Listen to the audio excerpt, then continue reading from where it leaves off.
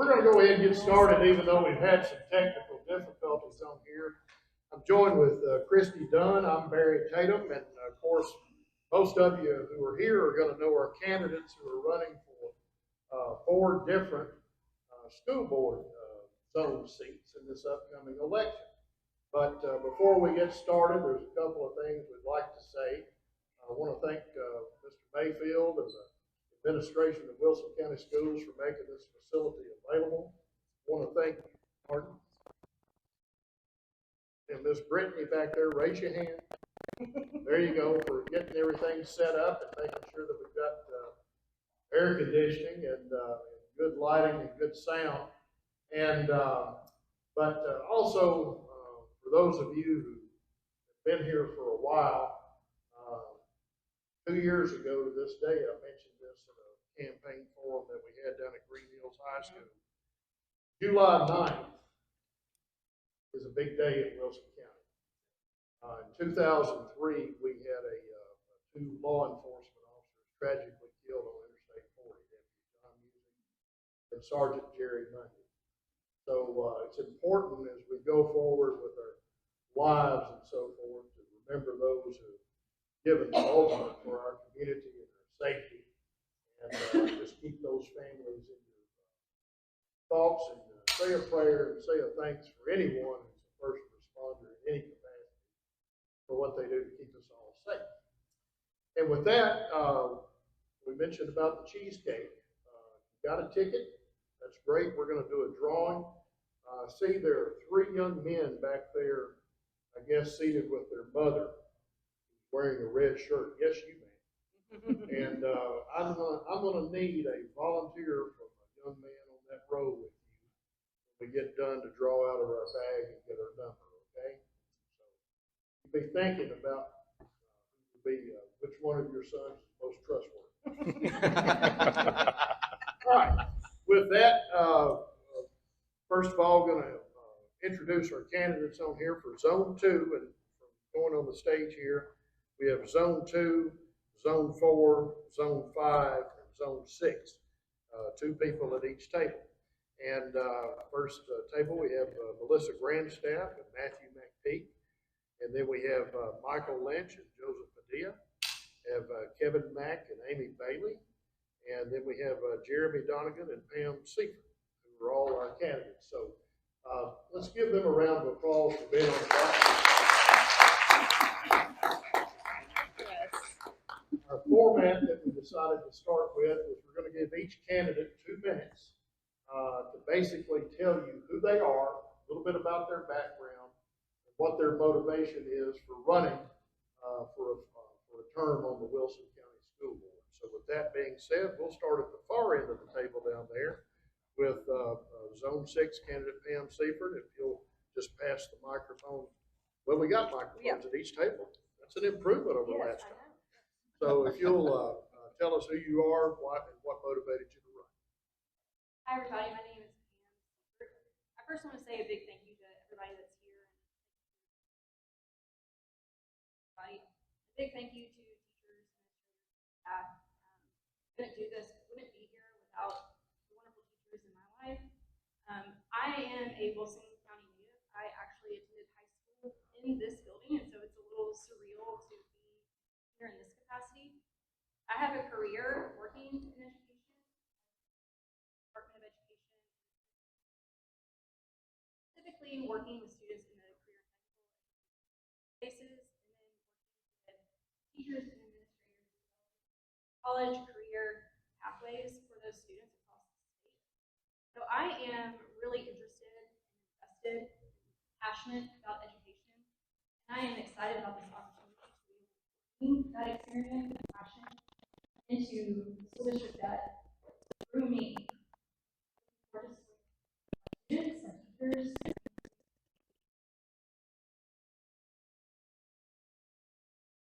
Well, just to echo Pam, thank you for being here and for caring about our schools. My name is Jeremy, and I'm running for school board because students deserve strong fundamentals, they deserve clear standards, and steady leadership.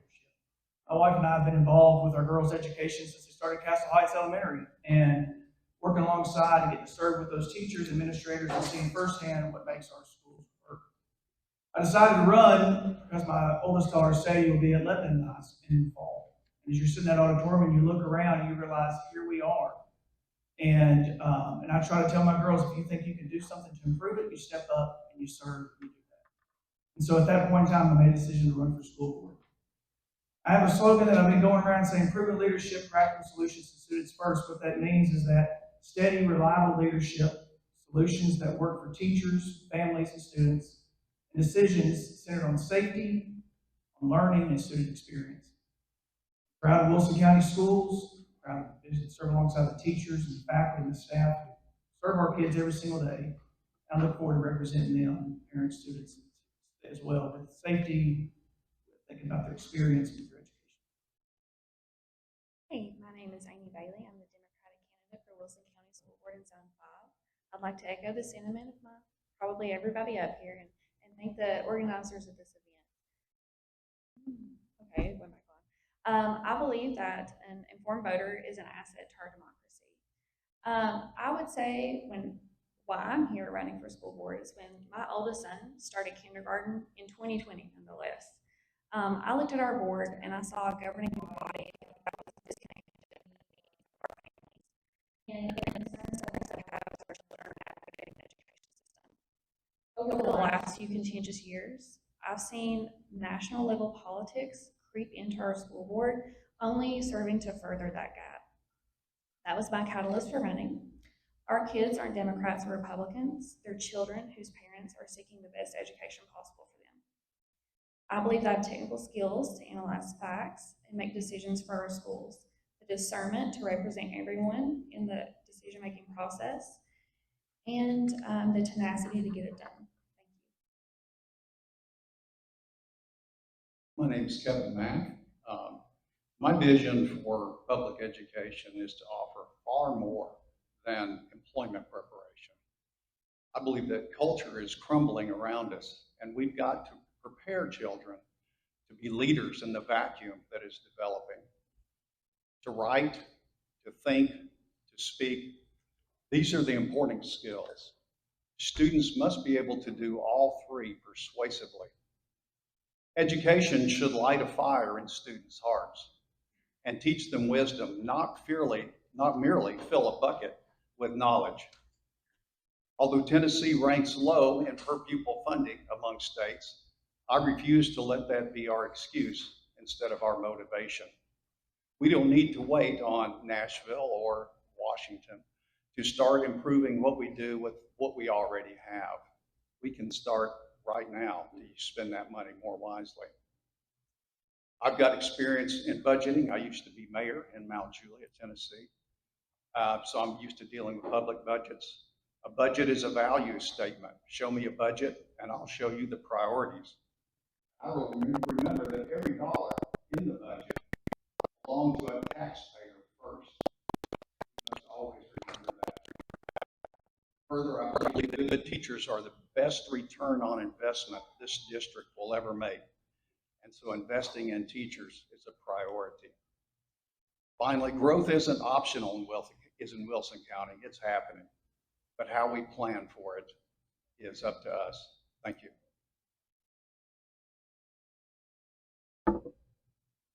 Good evening, everybody. Thank you for being here. Judge Taylor, Ms. Christel, thank you for holding this. To everyone that has taken time to come out here, I greatly appreciate you coming, and I look forward to you guys being able to hear all the candidates and all of our positions. I am somebody who loves this community. I love Mount Juliet. I love Wilson County, and I truly believe that the community values should be reflected in our school system. And at the same time, I also saw national issues and national topics creeping into our schools. Okay, we saw a lot of social issues creeping into our schools, which were taking the main effort off of what we are built to do, and that's to educate. Okay, so that's why I decided to run the first time, and that's why, as a board member for these past 4 years, we focused on improving literacy, but we've also improved on removing some of these social issues that our schools aren't equipped to handle, and nor should they handle. And so once again, it's about our values. It's about our community's values. If you want a school board member who's going to listen to parents and advocate for them, if you want a school board member who's going to respect teachers and their staff and their opinions, if you want a school board member who's going to put students at the center and put students first in every decision we make sure it's best for students. And lastly, if you want a school board member who's going to represent this community's values every single day and make sure every vote is going to reflect what this community wants, then vote for me, just for the obviously. Thank you, guys.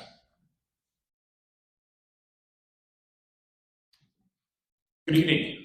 Thank you, Judge Tatum and Ms. Dunn. Thank you both for your time and willingness to set up this important event for our voters. My name is Michael Lynch, and I'm running for Wilson County School Board because I believe our schools are one of the most important investments we make as a community. I come to this race with a practical background. I spent 13 years working in cybersecurity, where the job is to protect people, identify risks before they become crises, and build systems that are secure, reliable, and accountable. That experience matters when we talk about school safety, student data, technology, emergency planning, and making sure our district is prepared for the challenges in front of us. I also have an undergraduate degree in accounting and finance and a master's in business administration. That means I understand budgets, long-term planning, fiscal responsibility, and the importance of making decisions that are sustainable. Not just for this year, though, but for the future of Wilson County. But most importantly, I'm a public school parent. I care deeply about whether our kids are safe, whether teachers feel supported, whether buses are running on time, whether schools are keeping up with growth, and whether families can trust the decisions being made. My campaign is built around a simple promise: keep teachers here, keep our kids safe, and keep our buses running. That means we support the adults who make our school work. We take school safety seriously with both strong security and strong student support. And we focus on the basics that families count on every day.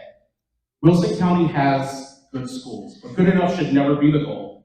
With responsible leadership, honest communication, and smart planning, we can take our schools from good enough to outstanding. I'm not running to bring politics into our schools. I'm running to bring practical leadership, accountability, common sense back to the table. I'm Matthew McPeak.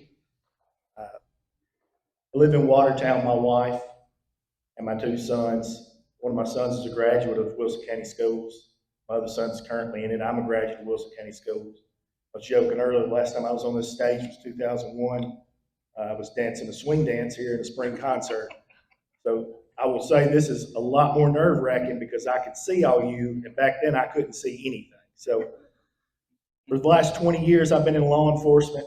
The vast majority of that, I've been a school resource officer. I currently supervise in that division now. I've served this community because I love it. I want to continue serving it. That's why I want to be Zone 2's school board member.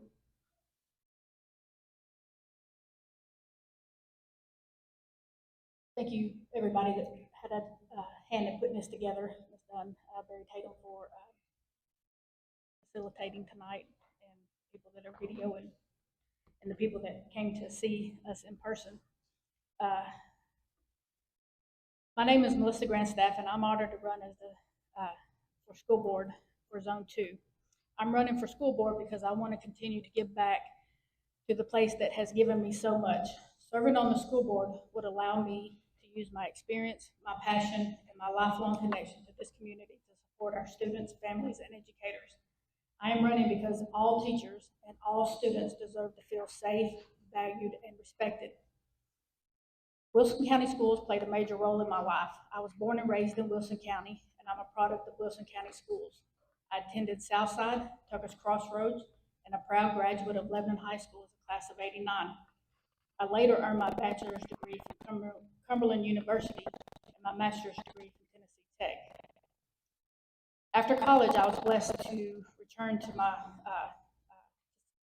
to Southside and for 30 years for my entire teaching career before retiring in 2025.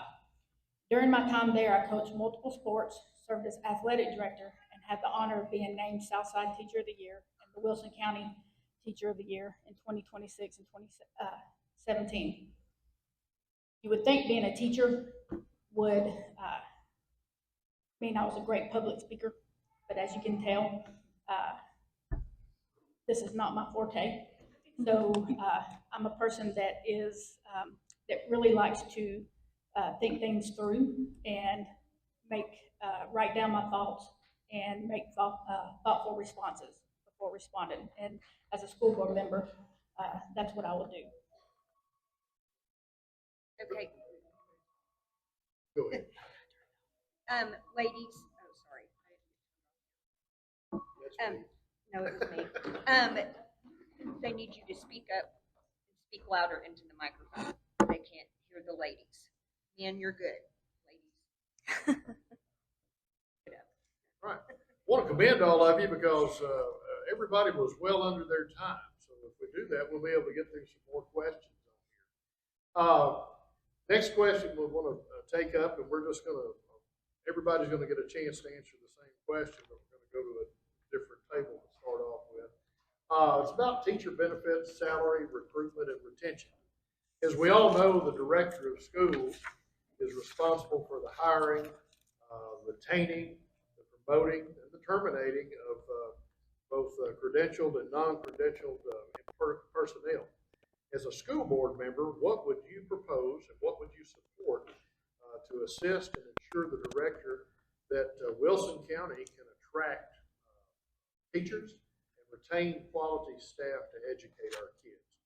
And with that, we'll start with, I guess, Zone 5 over there with Ms. Bain.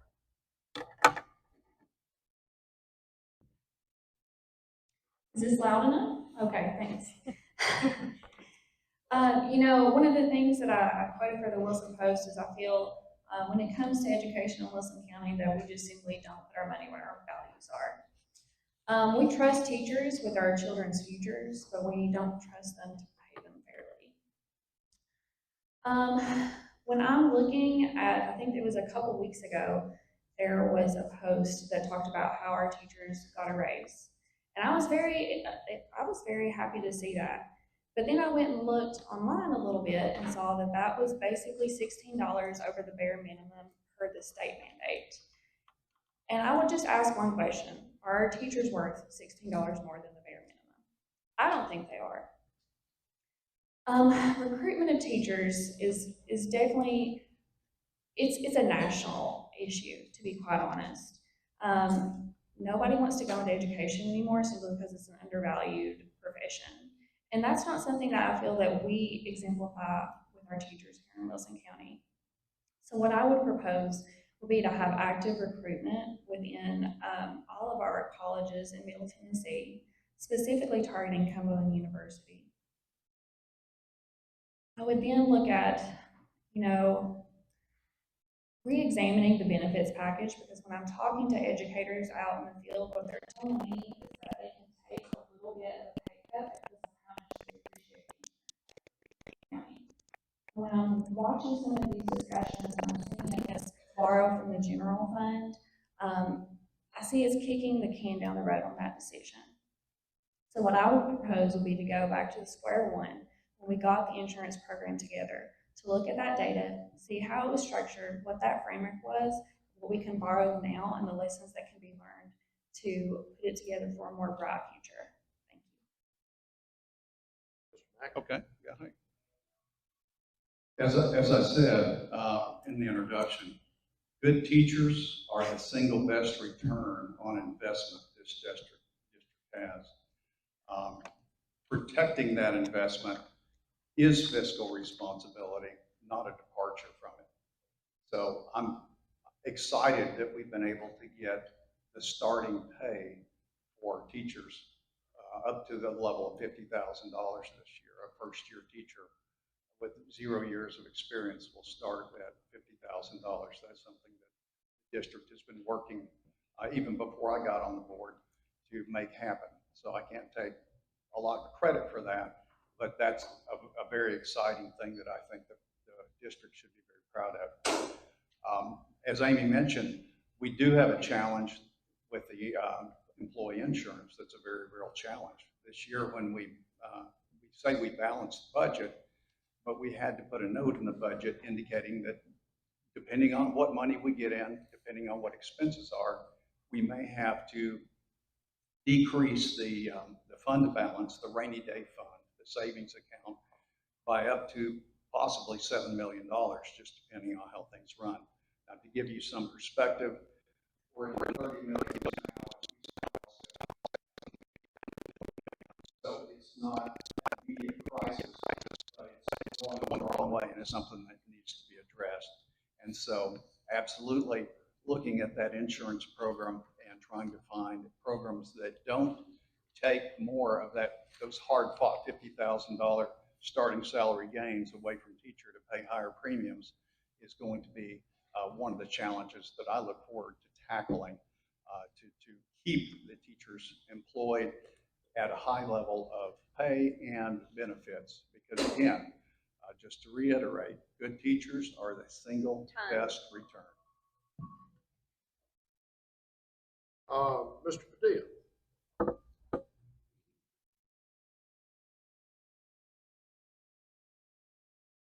So as serving on the board for the past almost 4 years, I would like to brag a little bit because we have been at 90% teacher retention. So when we hear stories about keeping and improving our retention, it went from 82% 4 years ago when I started to 90% where we currently are at today, which is easily depending on what you look at, 5 to 8 percentage points higher than the national average, okay? Another thing I'd like to bring up is that the budget. A lot of people might not understand as a school board member how our budget works. But right now, we're committing 85% of our budget to salaries. So when we sit up here and we talk about wanting to pay teachers even more, which we all want to do, we do have to be responsible with the money that we have and understand if we are going to increase that pay, where are we going to take it from?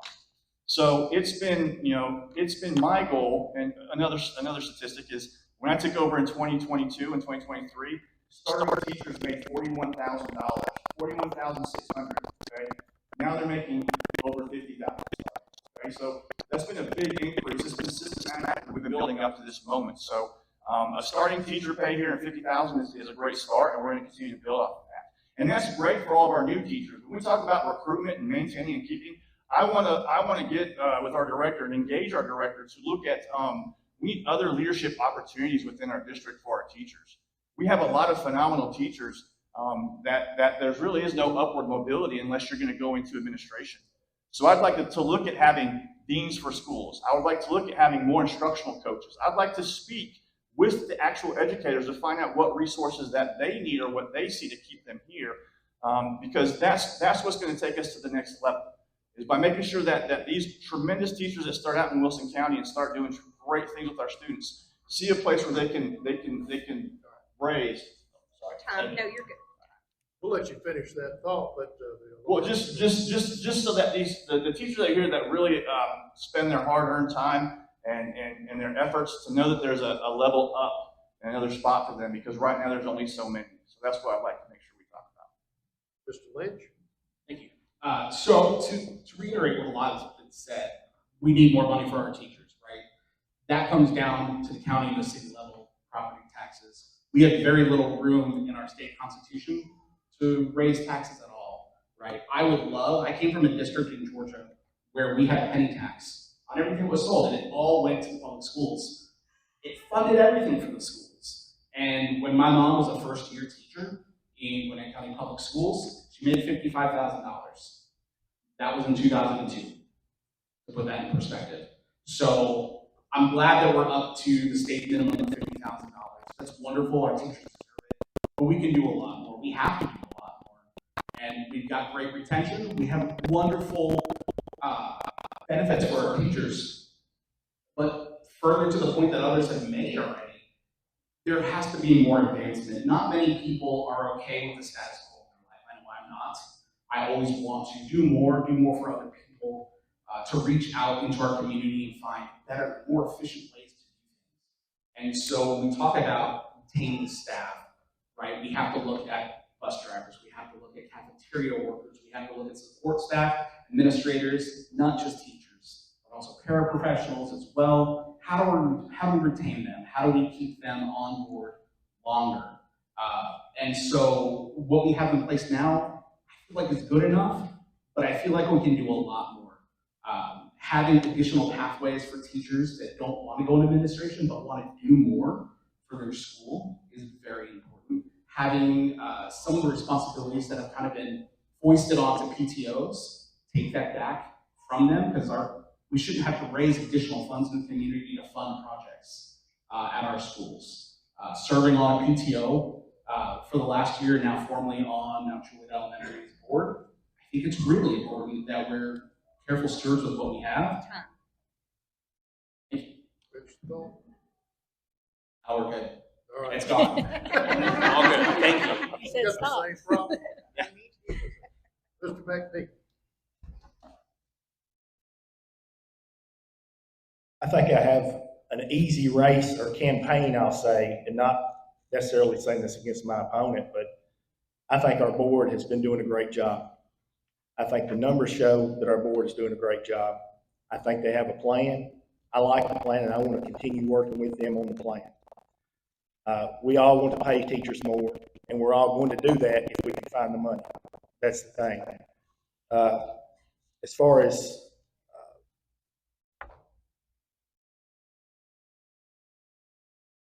I got lost, sorry.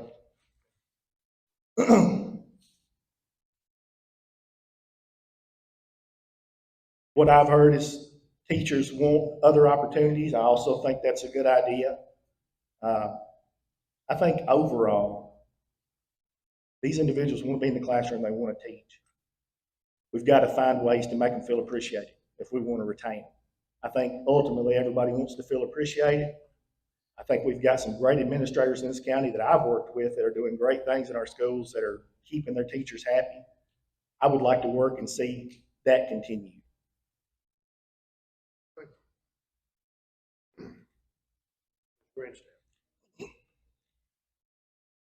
I do want to start off by saying that I truly believe that Wilson County Schools is one of the best in the state, if not in the country. One thing I've learned in my 30 years as a teacher is that supporting teachers isn't just about the paycheck. Of course, we all like competitive salaries and good benefits. That all matters. When I first started teaching back in 1994, I barely made between 25 and 30,000. That was my starting pay. So to get $50,000 starting pay now is an excellent.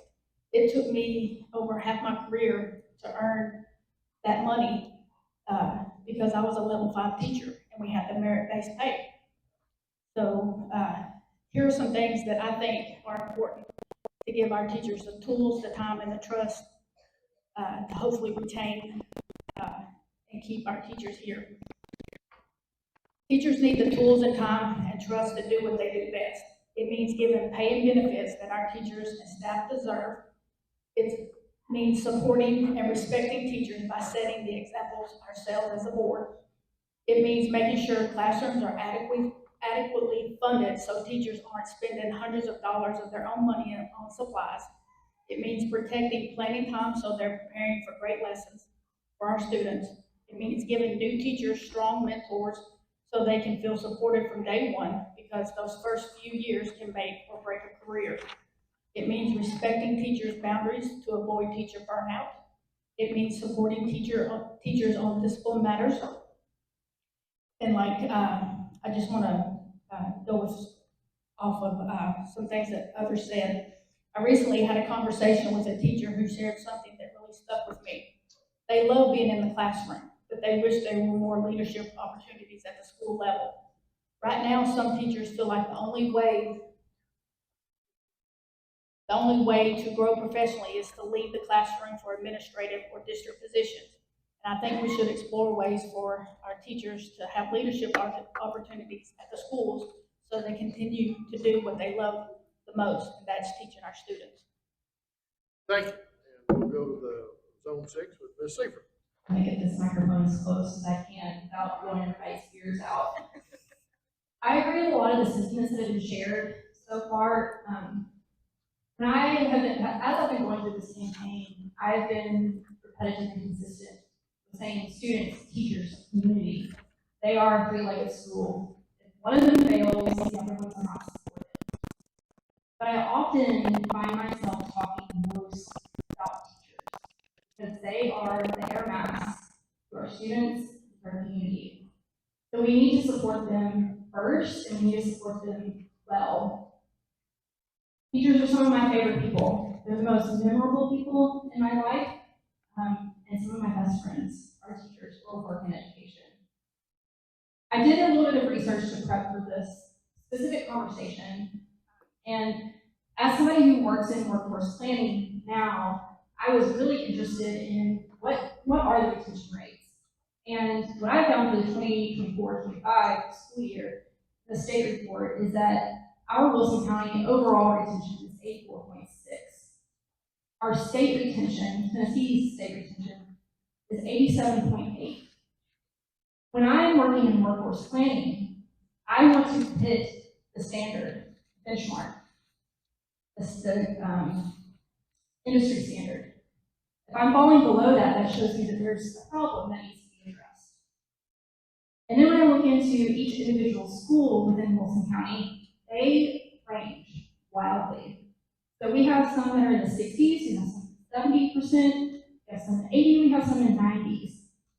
I would really like to know what are our schools with a 90% retention doing to retain those teachers, and what can we do for those that may have a lower retention score? Is that a one-off thing, or there's some programming that we can do for those teachers? What else can we do? I'm also interested in implementing career ladder ideas. That would be time. Go ahead.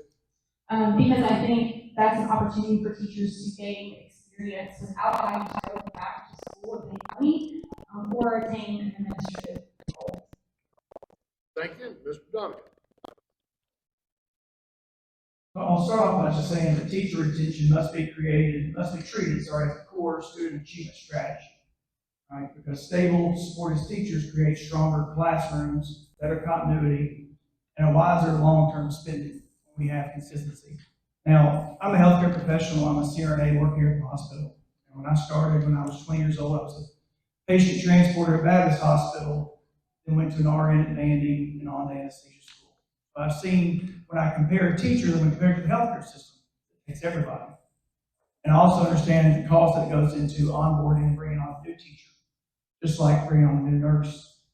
And we've seen that with consistent staffing in the hospital system equals better patient outcomes, just like the better consistency in our classrooms, better student outcomes.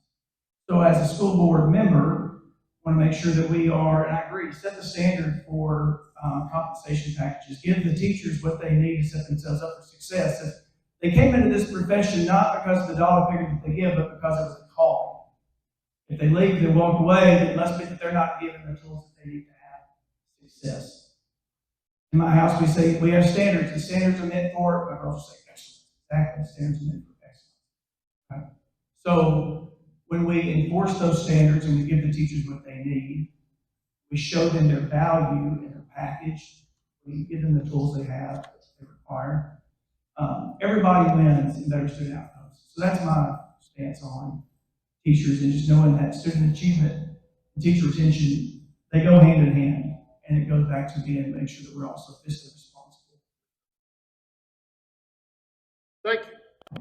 Now, as we all are aware, the Wilson County Schools, or Wilson County School Board, has no taxing authority. All revenue has to be approved by the county commission, which sets the tax rate based upon the appraised property, as well as the allocation of other revenue sources. What role, if any, do you see as a school board member to develop relationships either with individual county commissioners, with groups of county commissioners, or with the community at large to reach out to their representatives on the county commission to address funding issues that the school has? And with that, we'll start with Mr. Padilla.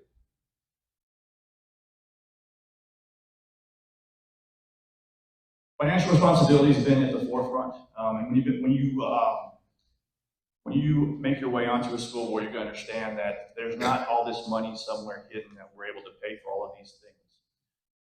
What I've done in my 4 years is to make sure that we have submitted, we've submitted budgets that have been exactly what the county commission what they have allotted to us. Okay, we have submitted budgets that have met their requirements. We've been able to do it while building schools and while also paying our teachers. Okay, so when it comes to financial responsibility, we remodeled West Wilson Middle School after the tornadoes. We remodeled Stoner Creek. We built Lagarda. We built Central Pike Elementary. We've done all these without having to raise taxes or ask the commission to have to raise taxes. And that's because of the relationship that we have with the commissioners and the mayor. Okay. Now, what I have done is I began communication with these commissioners and also with the city of Mount Juliet commissioners to explore the options of having impact fees on these new developments. All right. I would like for the new people that are moving in to take some of the cost of some of the schools that we're building. So if we impart that impact tax and have them pay a little bit more than what live in our community, a lot of us have already paid our fair share. A lot of us have already paid our taxes to build these schools that are already here. So what are we doing for these new builds and for all these people coming in? Well, that's the types of things that I'd like to meet and talk with to make sure that we look at all ways that we can generate more revenue. So using that impact tax. Also, being out in the community, and we have to stress, as a board member, we have to stress to everybody to shop local. Okay, shop local. Every sales tax dollar that we go over what we projected, we can use for more programs. We can use to give teachers raises. We could use to fix roofs. We can use that money for things that weren't planned for. So the more that we shop local, the better it is for our community and for our schools and for everybody else. So the main thing, like I said, is just making sure we understand that we're going to get a chunk of money, that we have to take that chunk of money and do our best with it to make sure we meet the needs of every student, teacher, staff, and the community. Thank you. Mr. Lynch? As has already been said here, right, we have limited taxation capabilities in that we can talk to people who have the authority. And if I'm elected to the school board, that's the goal, right? But there are things, there are activities that have happened historically here in Wilson County that is affecting our communities day to day, right? We have given property tax pilot programs to corporations that have prevented taxing from coming back to the school. We shouldn't have to rely solely on sales tax, right? So sales tax is great as long as the economy is great. What happens in an economic downturn? We're at a sales tax money and suddenly a huge chunk of our budget is gone. So we have to look at other avenues to not just build that nest egg, for lack of a better phrase, that rainy day fund, but to bring active revenue into the school district. And so making corporations pay their fair share will help reduce the tax burden on other municipalities, help keep our roads in better condition, which will in turn help keep our buses in better condition, right? The trickle-down effect is very real at the local level. But at the end of the day, right, there's only so much money that we have. Shopping local is certainly important, but having the state step up and finance more for the schools is very important. They have the habit of requiring a lot of things and then not funding them. That's something I would love to change. On the federal level as well, we're facing the possibility of the Department of Education being dismantled entirely. What happens to that budget that's being sent to our school districts? It's dismantled. It goes away. We have to then find money for special education. We have to find money for civil rights protections. We have to find money for supporting our primary and secondary education teachers. And we're already seeing some of that start to erode away, and the county is having to pick up that burden. So we have to find other avenues other than sales tax. Thank you. Mr. McPhee, same question. To that question, over 40 years in this community gives me one great advantage, especially in public service. Many of these county commissioners I know, I speak to and talk to, and my time on other boards like Drug Free Wilco, serving as chapter president, Andrew Jackson chapter of Southern States Police Benevolent Association, has given me tools to work with these people, talk to these people. I believe my relationships with them, my ability to talk to them will help us find ways to further fund education in this county. Ms. Grandstaff? Every dollar entrusted to our school system comes from hardworking taxpayers, myself included. And those dollars should be managed carefully and transparently.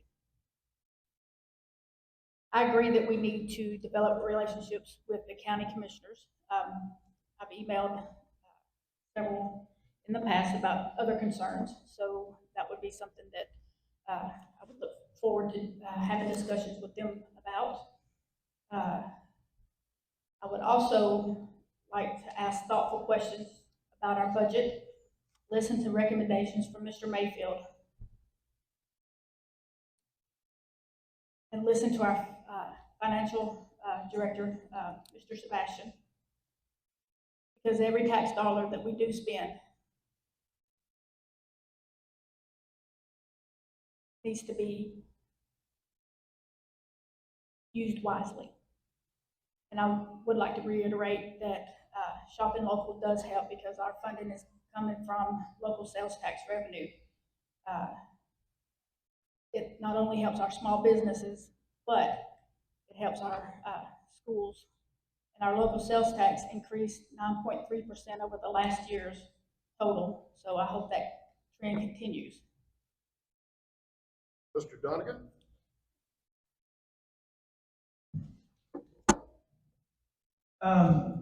So I'm going to be honest with you. Before I got into this, I really didn't understand the relationship between the commission and the school board, how they work hand in hand. And I'd be willing to bet the majority of people out there really don't know how they work hand in hand either, right? But until you're in this room and you have these conversations and you realize it's not there's an unlimited source of funds, you go grab into and give everybody a raise, right? And the commission's trying to be respectful of the citizens of the area, the taxpayers, and the school board trying to represent the kids and the teachers, right?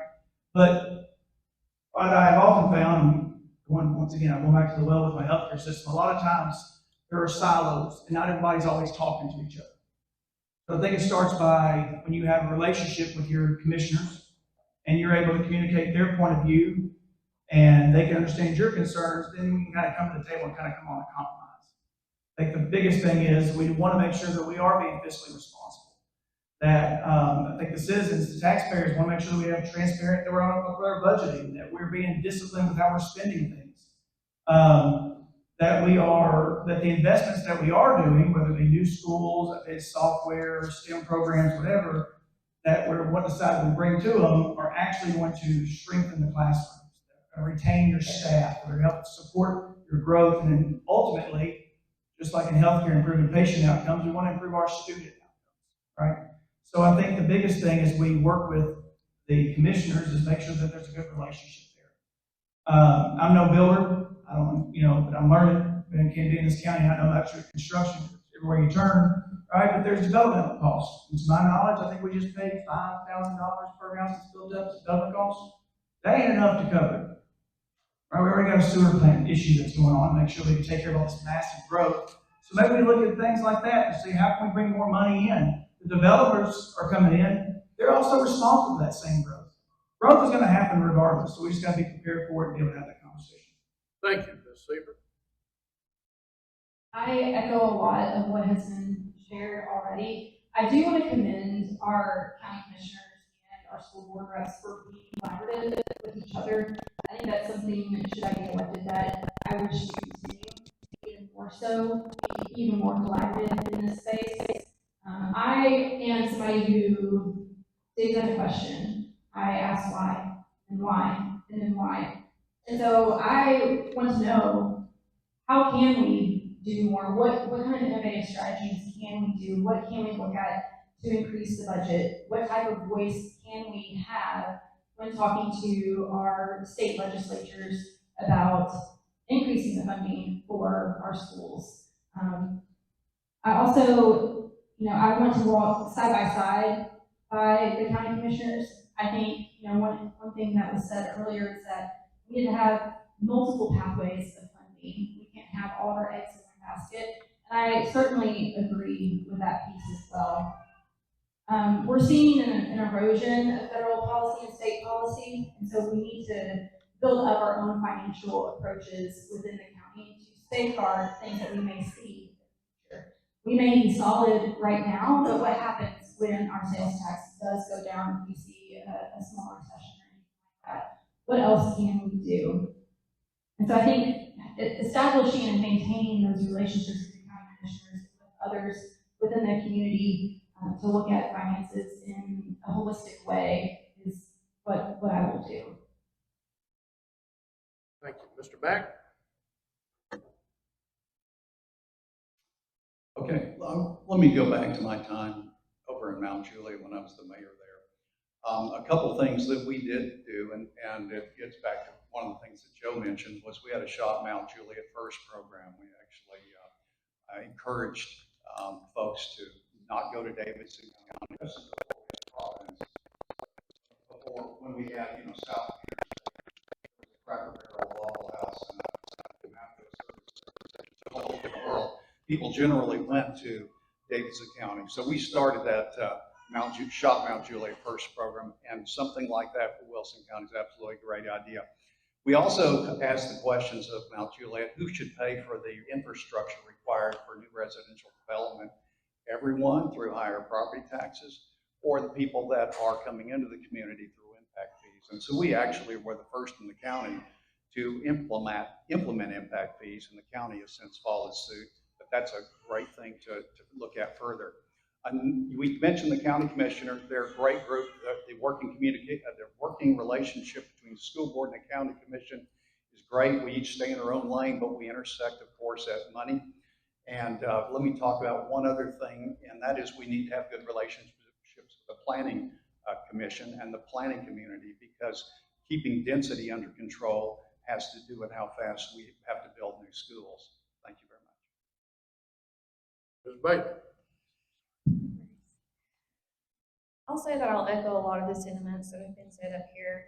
I don't truly believe that Wilson County is leveraging the impact fees and taxes enough when it comes to the businesses and the developers that are coming into this county. I actually currently work as what is known as a matrix organization. When Mr. Donegan talked about working in silos, the concept of a matrix organization means that you're breaking down those silos and those boundaries to work more efficiently. I intend to utilize that exact same mindset in this position. One of the things when I talk to constituents in Wilson County is that they are tired of work being done in the dark and not being paid. Quite frankly, I don't have time to just sit back and go through it. I'd rather utilize that energy in working more efficiently on solutions. I have spent years balancing budgets of million-dollar projects, well, millions of dollars to be quite honest, that are mixes of different types of funding, federal, state, grants, you name it. And what I have found is that when you break down these communication barriers and work efficiently together, you inherently get more for your buck. As far as it comes to my constituents, I would work to communicate those findings with them that I would have with these commissioners and encourage them to have the same conversations so that we as Wilson County can grow together. Thank you. Next question we're going to have is about special education and also vocational programs that we have in the county school system. If you would, tell us how familiar you are with special education services, any involvement or background that you've had in that area, and what direction do you see as Wilson County Schools doing more in that area? Are we doing enough? And also about vocational training and practical training for those kids who don't have a college career path. We'll start with Ms. Grandstaff.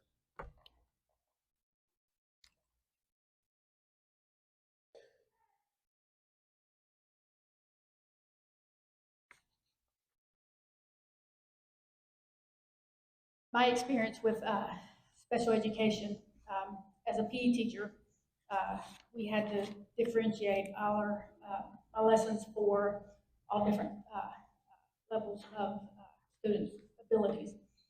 And one of my favorite times was when the CDC classrooms would come in and have PE with us. As far as like me personally having experience with special education, I've said it before, when I was younger in elementary school, I received special education services to help me learn to read better, and that helped me out tremendously. So I have a great deal of respect for the special education. Our CTE programs are amazing. I wish that we had these programs when I was in high school, and honestly, I might have had a different career path if we did have these options. Dr. Holman is doing an excellent job being the CTE coordinator. And I think with the special education that we can improve, we do have staffing challenges, just like everybody else in the country has. But when we have our staffing challenges and teachers leave mid-year or don't come back, our students lack that stability, and special education students need that stability in their lives.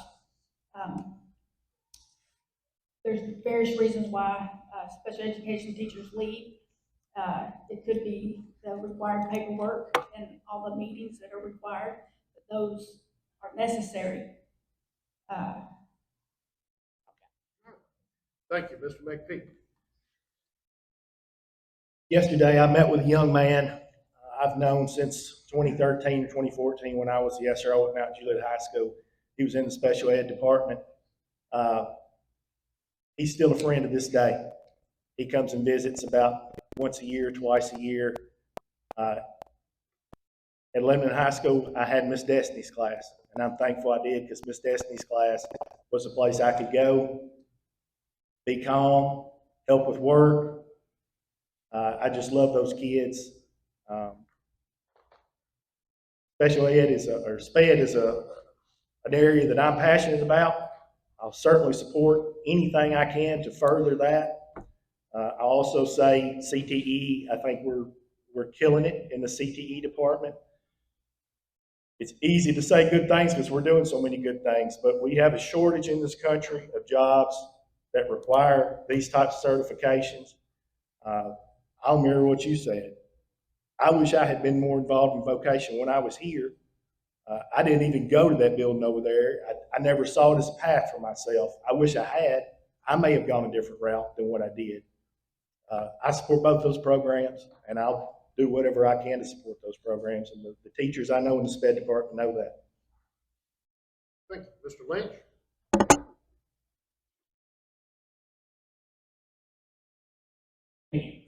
So special education, vocational pathways, both are incredibly important to our school district. So many students that utilize them. Are we perfect in that utilization? No. Could we be better? Absolutely. The question always comes down to money, right? And we've discussed that already. But with CTE, we've done a ton, right? We have fantastic programs. We have fantastic leaders who are over that, who are working in that department and helping our students prepare for the future. To me, what's missing though are some really easy, what I would call just level ups for students. So being in cybersecurity, there are industry level certifications that don't have educational experience requirements, right? If you have an internship, you can go take the certification, right? There are other industries that have the same thing. If you have a little experience and a little knowledge, you can go forward and get those industry and entry level certifications to give you that leg up over other people who are entering the workforce at the same time. So when we're looking at a non-traditional college pathway forward, and we start looking at CTE as an alternative, we need to make sure that those kids are just as ready for the world as they continue, but also have a leg up against everybody else that they're going to be competing for jobs with. And so that goes down to the businesses that we have here in Wilson County. Let's get our kids internships, right? Paid or unpaid, experience is experience. So let's get them internships. We have a lot of huge corporations in the area that frankly aren't paying enough in property taxes that could easily just say, let's open up an internship program in Wilson County schools, right? So we need to set them up for real world success. Special education, near and dear to my heart. I have had so many friends, whether it's through Boy Scouts or even through some of my more advanced classes in math in high school, that they were integrated with us, where they were just the kindest, most loving kids we ever got to sit around and befriend. And the fact that the federal government is looking to slash that, we're going to have to pick it up, and we're starting to pick it up. It's in the budget. We have federal line item for it. We have county line item for it. So we have to continue that support. Mr. Padilla. I had one of the greatest accomplishments, one of the greatest things I was able to participate in over the summer was I was asked to speak at the Cumberland Transition Academy. Okay, the Cumberland Transition Academy is actually extension where Cumberland University and Wilson County Public Schools have partnered, and they have an actual building, and they have an instructor there that brings these students that we put through our special education programs through our schools, and then they transition over to the college and they learn even more skills. I have the pleasure of being able to speak with them and go through and see exactly all the processes and the things that they learn in order for them to get jobs and be more productive, citizens. So, for instance, this program, this Transition Academy, has gotten some of our special education, some of our most special students jobs at places like Demos. Where now we have 3 or 4 of our students that came up through here that are able to work on their own through our programs and working at Demos on their own with very limited supervision. So definitely that's always going to be something I'm going to support. As far as we can check out the Pays laboratory that's here, where we have different labs where special education students come and they're able to work with their hands. They're able to count things. They're able to go through different business sectors, tasks, so that they can learn those and they can take those out to the real world so they're prepared for life after high school. Now, when it comes to CTE, a great story. I was eating at Waffle House, me and my wife, and there was a young lady doing homework, and her homework, I asked, what are you doing? She's like, she was getting her licensure. She was working towards getting certifications for her CNA through Wilson Central High School. So we already have certifications in our schools for people to get and go right into the workforce once they graduate. And what's awesome about this is this young lady's parents, her mom, right? Her mom was bad off in drugs. She didn't know who her dad was, but she was so excited because she was getting to graduate with her CNA, with her certifications in nursing, so she has a leg up and she can start her career. She can start being successful. And these are the types of achievements, whether it's the Transition Academy or whether it's the young lady at Waffle House, those are the types of achievements that we have to make sure that we as a district we celebrate. We make sure everyone knows that there's more to congratulating our students than the ones that just go to college. So let's make sure. Thank you. Mr. Mack. I keep on Joe's microphone. So I didn't tell you guys how I got interested in education. You heard me talk about being mayor and that type of thing. My background is as an electrical engineer. I work mostly in plant project automation. I owned a company. When I sold that, I intended to retire and do all the things that retired people do. But I heard on the radio that Green Hill High School was going to not be able to teach a class because they didn't have teachers. So I called the principal down there and said, hey, can I help? It was a physics class, I think, that they needed a teacher for. And I said, I've never taught, but I'll be happy to do it until you find a teacher or any way I can help, I'll do that. And he said, I've got that taken care of. He goes, but I've got the perfect opportunity for you. I've got an industrial automation class that doesn't have a teacher. If you'll do it, we'll let you do it. So I taught for a year at Green Hill High School. This was in 22-23. And I can testify to what Joe told you. The starting pay was $41,000 at that time.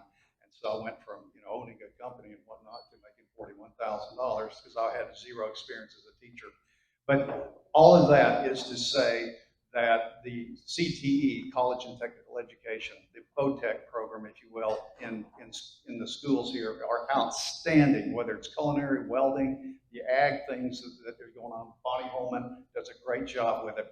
While I was in the school at Green Hill, I saw how Wilson County Schools integrates and wraps their arms around special ed, brings them to pep rallies, lets them lead and cheers, things like that. They're not sidelined, they're mainstream. And I'm so proud to be a part of Wilson County School, and I'm so proud to be a part of Green Hills High School and the way that they were including the special ed students and everything that was going on. Thank you. Thank you, Ms. Bailey.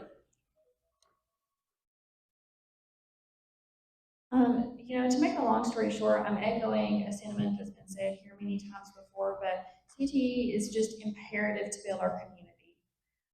When I was in construction, I saw time and time again huge employers paying huge salaries that could not fill the positions because there were not qualified candidates. So much of what we talk about when we talk about student achievement is a number assigned to them for a test score. But what we should be thinking about is how we're preparing them for the future. Our community cannot be solely made up of college graduates. We need a blend of people with various talents and services to succeed and thrive. When it comes to special education, I'm going to tell you that my knowledge of that is largely secondhand. My sister-in-law in Kentucky is a special education teacher. She's coming down tomorrow, and I'm sure that she's going to have a whole pack of fantastic stories to tell me. I watch her fight tirelessly over and over again for her students, for resources so that they can succeed. And I'm going to say this again, she is in Kentucky, and a lot of the fight that she has is with her administration. So I'm glad that that's not happening here in Wilson County. It takes a special person to be a teacher. We've said that a few times, but it takes an even more special person to be a special education teacher. And the retention of these individuals is imperative. Sometimes when I'm online, I've seen people, on Facebook, they talk about, oh, I'm moving to so-and-so elementary, my child has this need, can the school handle it there? And sometimes what I'm hearing is, no, they can't. And that's just from the community. So I think we need to focus on supporting these individuals and making sure that these services stay consistent across the county. Mr. Dunnigan?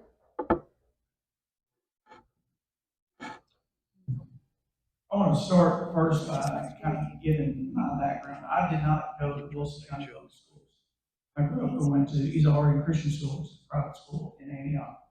I didn't have the opportunity to be in class with special education, to see how those students were taken care of. There was no FFA, there was no STEM, none of that was going on. Everything for us was geared towards getting you to college. And my entire career was based on graduating high school, going to nursing school, going to anesthesia school, from anesthesia school, getting a healthcare management degree, and now recently finishing up with a doctorate.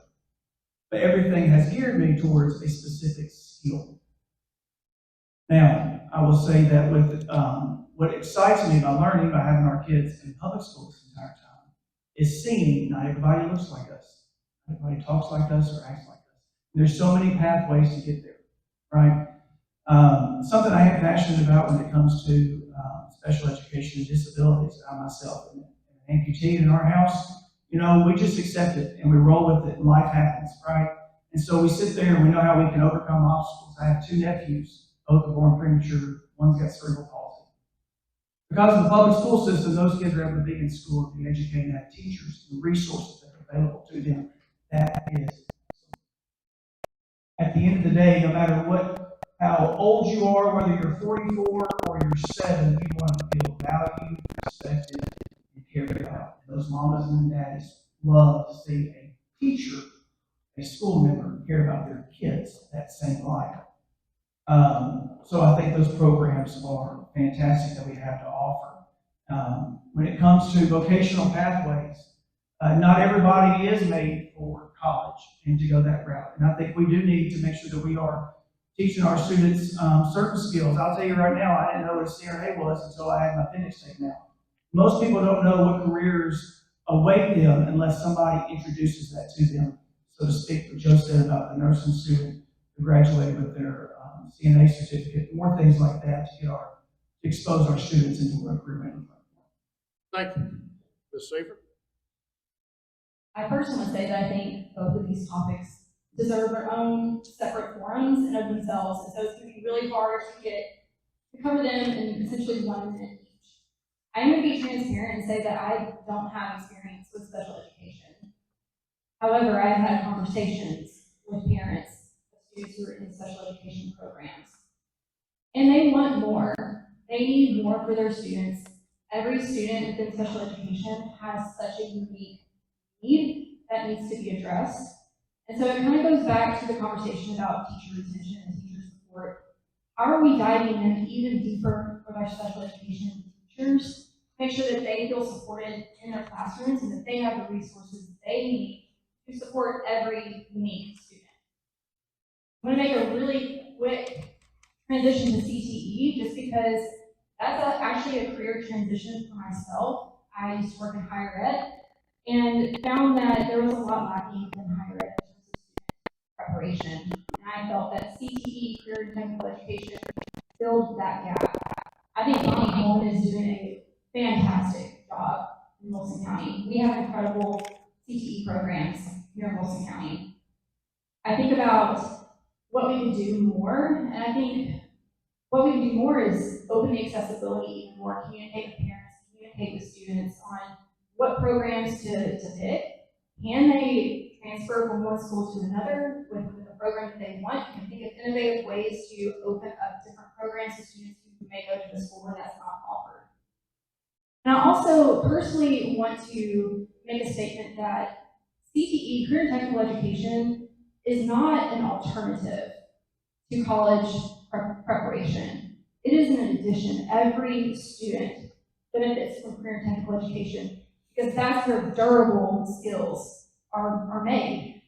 How to shake a hand, how to collaborate, how to be a team member, in addition to the skills that they can get within each profession that they're interested in. Thank you. Next topic we want to touch on is about school safety. When we were probably in school, the biggest thing that we practiced was fire drill or a tornado drill.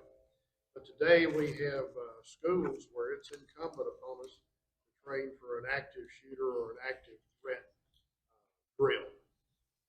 What do you see are things that can be done through the Wilson County schools to make our schools a safe environment, a safe zone, so that when parents send their children to school each day, they're going to be confident that that child is going to come back unharmed?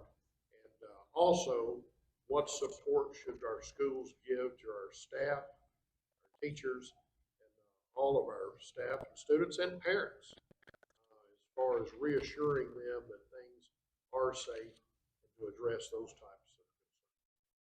Yes, we'll start with Mr. Baker, or Ms. Baker.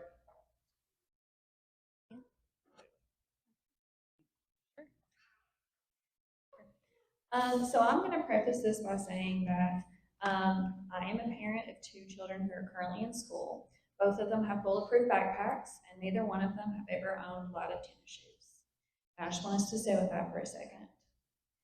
I did a stint in emergency management for several years, and I worked side by side with folks at the state level who worked tirelessly on planning and training for just this exact horrible scenario in our schools.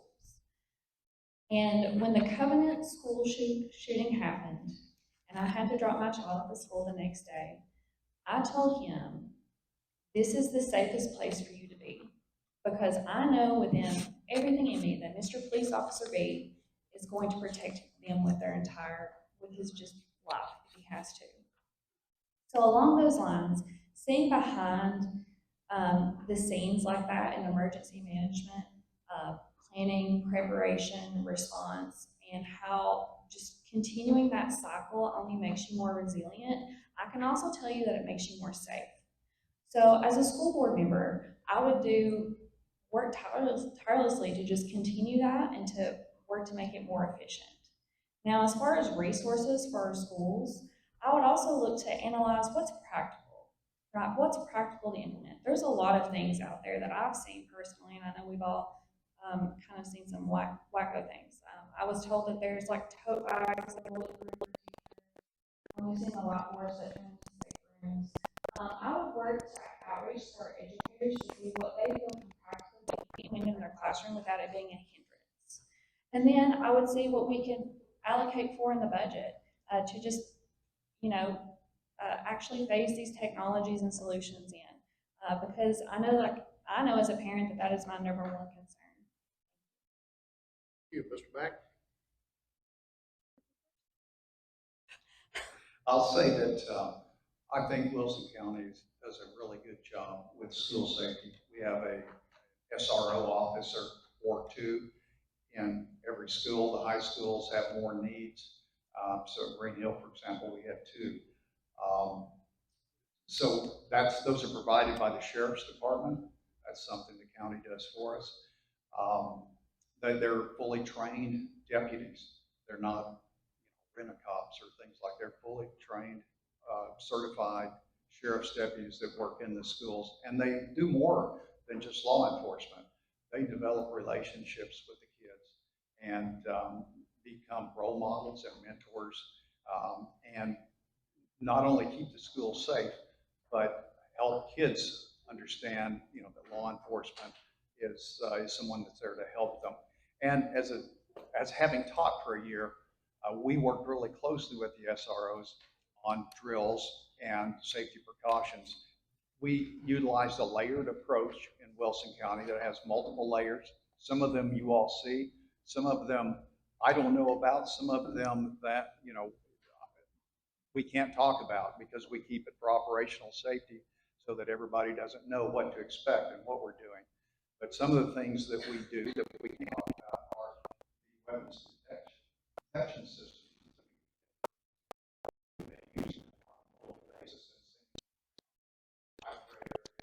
And randomly to make sure that we're covering the threats. Safety isn't a box you check once a year. It's a conversation you have every day. And that's what we do in Wilson County. We'll continue to do that. It'll continue to be a very high priority. Thank you. Thank you. Ms. Seaver?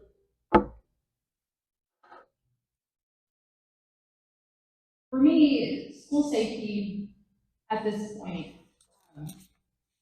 has ballooned to such an issue where we have to look at it from multiple different sides.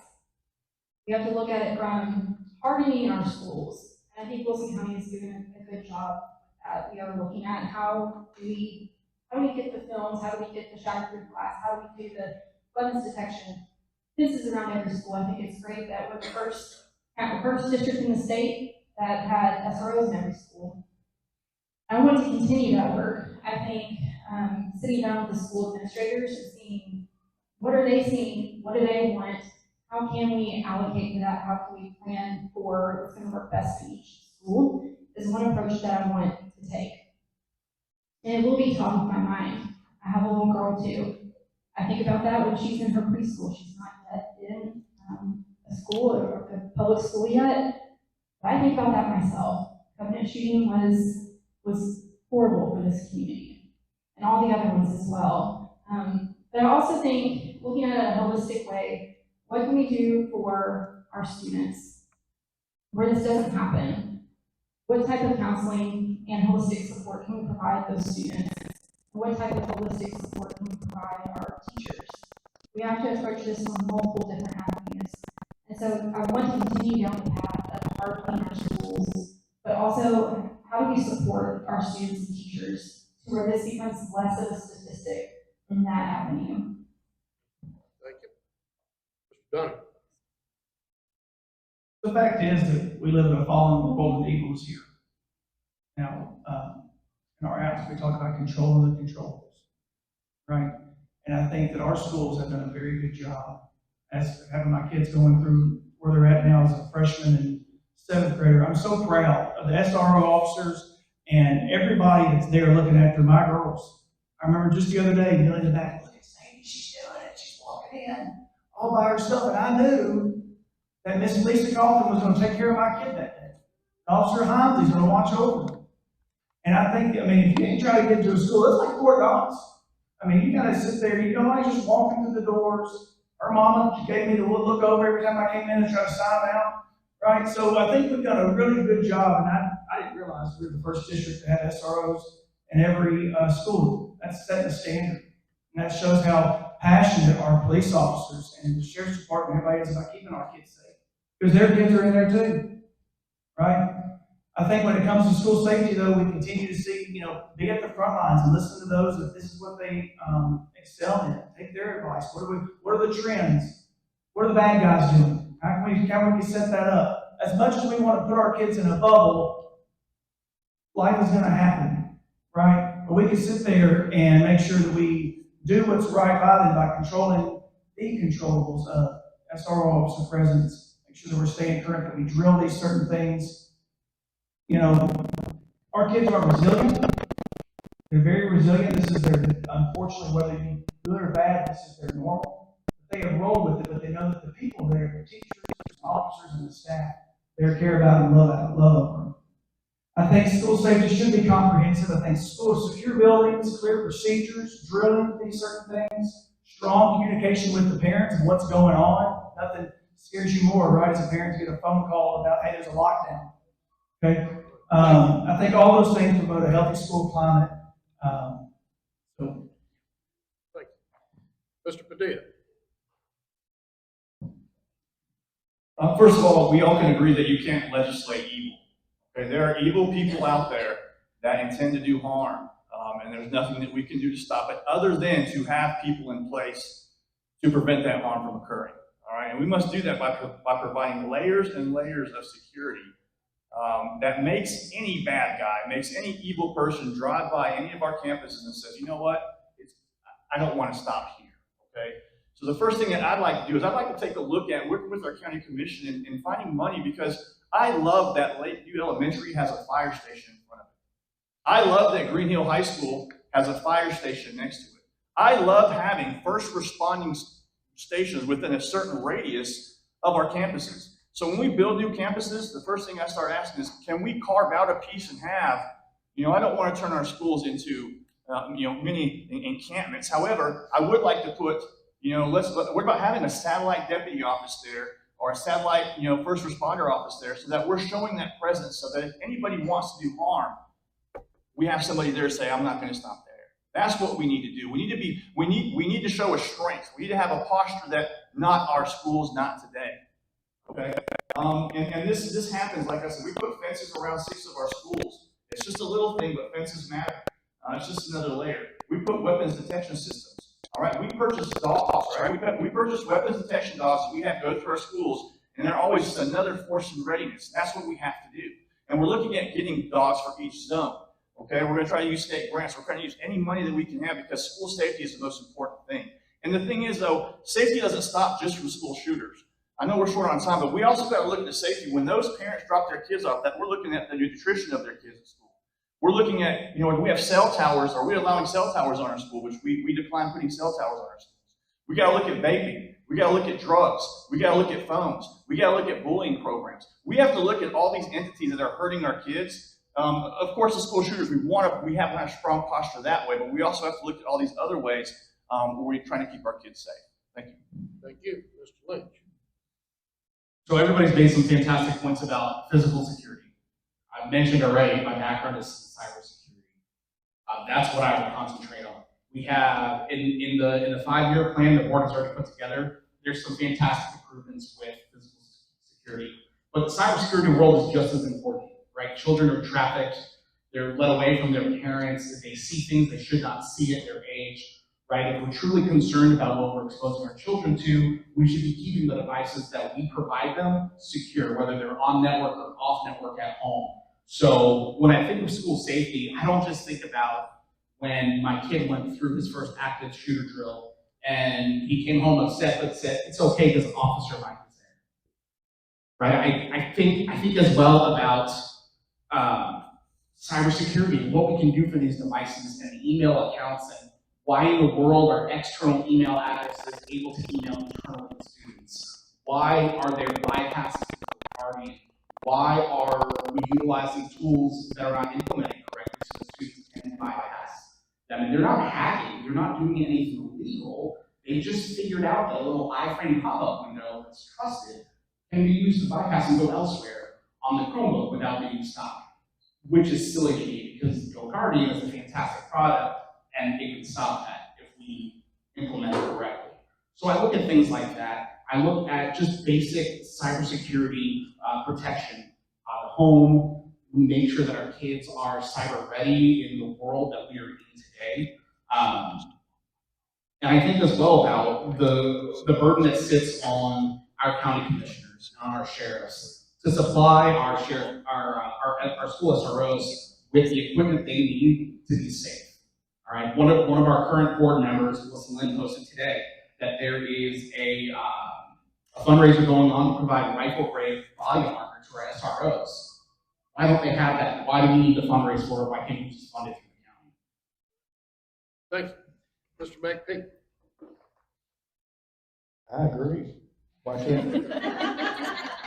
There's no greater deterrent to school violence than a well-trained SRO. None. This is something I do know about. We've got the best trained SROs in the state. And that's not an opinion. We are the benchmark. Tomorrow, we're going to do a training with every emergency management agency in this county. It's been a year in planning. I've been involved for about 8 months in it. We're doing the things we need to do to keep your kids safe, and we're going to keep doing that. What we need is more SROs. We've got high schools that have 2 SROs, and we need 3. The numbers have exploded. We've got middle schools with over 1,000 kids that have 1 SRO in that school. Can't do that. We've got to have more SROs. You can harden a building all you want. I used to work security at a church here in town, and I told them one time, I could make you the safest church in the state, but you wouldn't look like a church. We can harden these buildings all we want to, but we've still got to have a welcoming school that they feel relaxed and comfortable to go to and learn. A well-trained SRO is the best way to do that. I'll say to alleviate staff, education.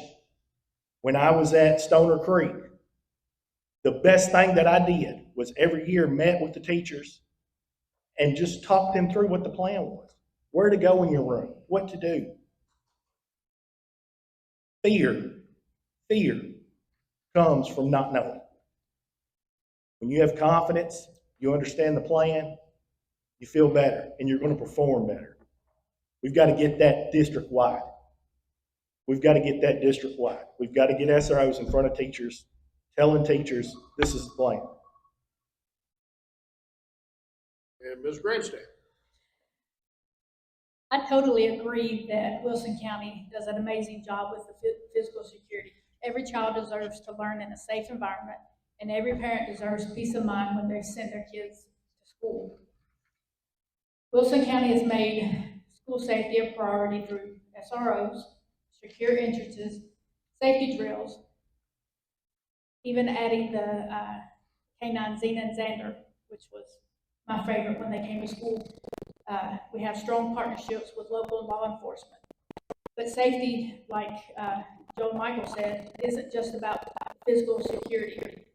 It also includes students' mental health, bullying prevention, positive school culture, and making sure students feel connected and supported. One thing that just went into effect July the 1st, the Grace Ann Sparks Coercive Suicide Prevention Law. This law strengthens protections for young people by making it a crime to coerce or manipulate someone towards suicide, including through online communication. For schools, it reinforces the need for bullying prevention, digital citizenship, by making clear that harassment and intimidation and online manipulation have serious consequences.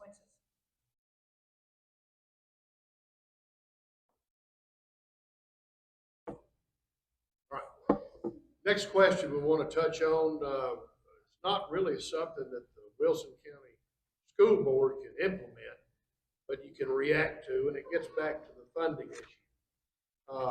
Over the last couple of years, the Lee administration and our Tennessee General Assembly has initiated and expanded the school voucher program, purportedly to give parents more options about education for their children.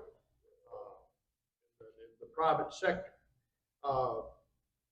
Question very simply is, do you support or oppose vouchers? And if you would explain why you have that position. And we'll start with Mr. Lynch.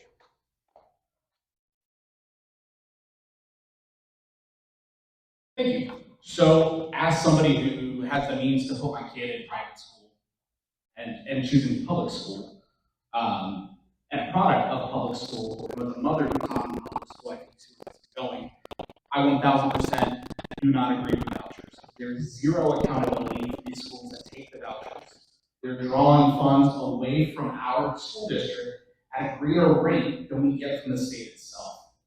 So keep that in mind, right? So when we look at this 100% is a program funding state dollars, our own taxpayer dollars, to private universities. Now, if you want to go to a not private university, private schools. If you want to go to a private school, that's fine.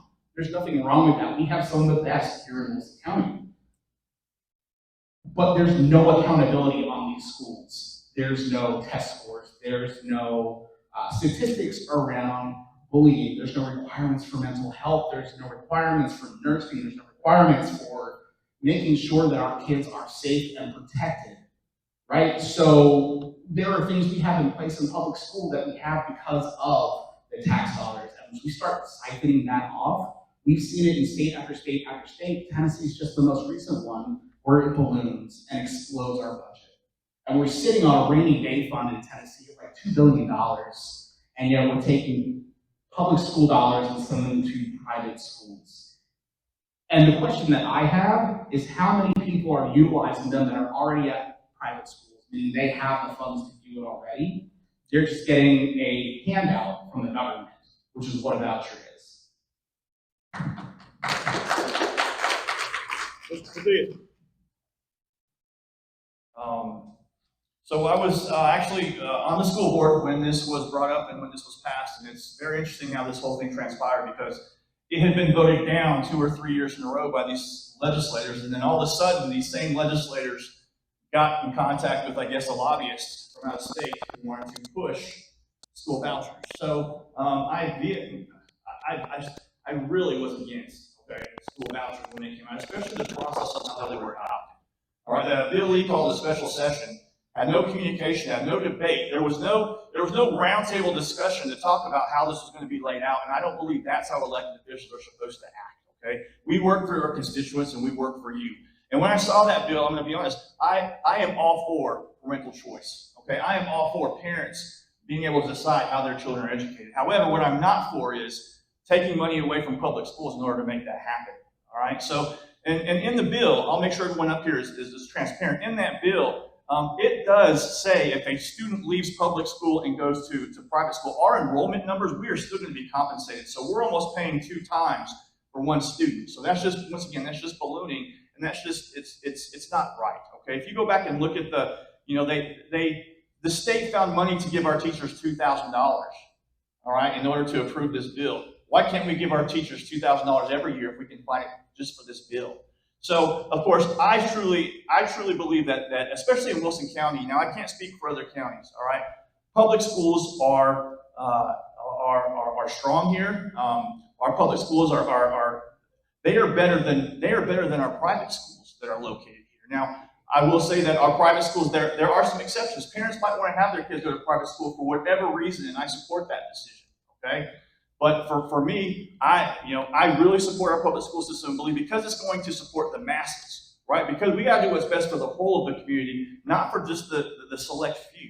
So that's why we must continue to pour every asset and every resource that we have into our public schools. And could I see a school choice? Could I see a school voucher being something that could work in the future? Possibly. But the way it's treated right now is not benefiting the Tennessee taxpayer. It's not benefiting the parents. It's not benefiting our teachers. It's not benefiting anybody. Other than outside lobbyists that are coming in and paying and making sure that our legislators are voting for this when none of the constituents want it across the state. So I'm not a fan. I'm a huge supporter of public schools. Like I said, my son is a public school teacher. I've worked for the public school system for a little while, and my wife is a substitute teacher. I want to make sure we have all assets to continue to support our CTE programs. Okay, our CTE programs and our special ed programs. Thank you. All right. I thought we were going to get out of here on time. I'm sorry. I'm sorry. This is passionate. A bit. Ms. Seifert, same question about the vouchers. I'm trying to figure out through your processes looking which table goes next, too. I get keeping off my toes. Keeps you guessing. I think a lot of us up here are going to have very similar sentiments on the school voucher issue. I am a big no on school vouchers for a lot of the reasons that have already been stated. First, accountability. I'm a big proponent of accountability for schools, and that tells parents what the schools are doing and how they're doing and what type of experience their students will have. And they deserve that with the voucher program, or they deserve that for a program that helps assist them into a private school. But I also am a proponent of choice. I think parent involvement in education is one of the best things a student or a child can have. A parent who's invested and is wanting the best school for their student. I think we can do that without vouchers. I think we can do that for somebody whose only choice is to be in public school. I'm a product of public schools. I think they are the best place for students to learn about how to approach the world in the future. I also think that vouchers actually limit accessibility. So when you think about Wilson County, you think about some of our rural sister counties, our accessibility to a private school is very minimal. If you want a non-parochial school, that's not in Wilson County. Certainly, you can probably use it for homeschooling, but what if you're a single parent? You can't homeschool your student on a voucher program while also going to work. It's just not possible. And so while we are having that funding taken away from our schools, how many of our students are actually being able to use that and use it in such a way that benefits them and benefits our community? Thank you. Mr. Donegan. I'm going to say I am no expert when it comes to the school voucher thing. There's a lot of people that have strong, I do realize there's a lot of strong opinions about it. Because when it comes to your kids, why wouldn't you have a strong opinion about where your taxpayer dollars go and what it should go towards? I do think you should have a choice. My understanding, hopefully remind me, I guess you can put this in a string around. My understanding is that it was initially set up to give parents an opportunity for those that couldn't afford a private school and they did not like the public school their kids were zoned for. They provided an opportunity for them to be able to give them an environment where they can thrive and succeed. Now, we have applied that across all counties in this state. I think our public schools here are awesome. We made a choice. Say James was getting ready for school. Do we go private or do we go public? You've already heard me say I was at private school all the way through. My wife went to Byers Dowdy, Walter J, and this high school right here. And she is very proud to be a Lebanon graduate. And as somebody that's been indoctrinated into what the 37087 is all about, I'm proud of these public schools we have because being here and being a parent, I know these teachers and how much they care because my kids right alongside their kids. Now, when it comes to funding, I guess you got to ask, was the intention of the vouchers good? I do think its intention was good. Has it been manipulated for bad? Yes. Everything, I give people the benefit of the doubt. I'm going to assume the action that you put in came from a good place. But just like you saw, there's free money going out, their tuitions have gone up. So is it really a cost savings? I don't think so. Right? But if your environment is good, if you're creating an atmosphere where your kid feels like they are valued, that they are wanted to be there, that they're being poured into, then you have no reason to go look elsewhere. And if you want to go look elsewhere, then I would sit there and say, are we doing our job as educators and as a school board to set up our kids up for success to where we have an environment where kids aren't looking to leave? So, do I support them? I mean, I'm supposed to give a hard answer. I say, yeah, I support them. Do I know all the financial impacts? No, I think they're still figuring it out. And I think with any legislation, you got to be flexible and adaptable and figure out what's going to come your way. Thank you. Mr. McPeak. Oh.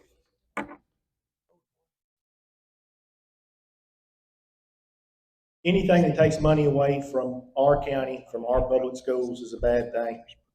I can certainly understand the logic behind the legislation. I don't support it, not as it's written. It's really as simple as that. Anything that takes money away from Wilson County schools is a bad thing.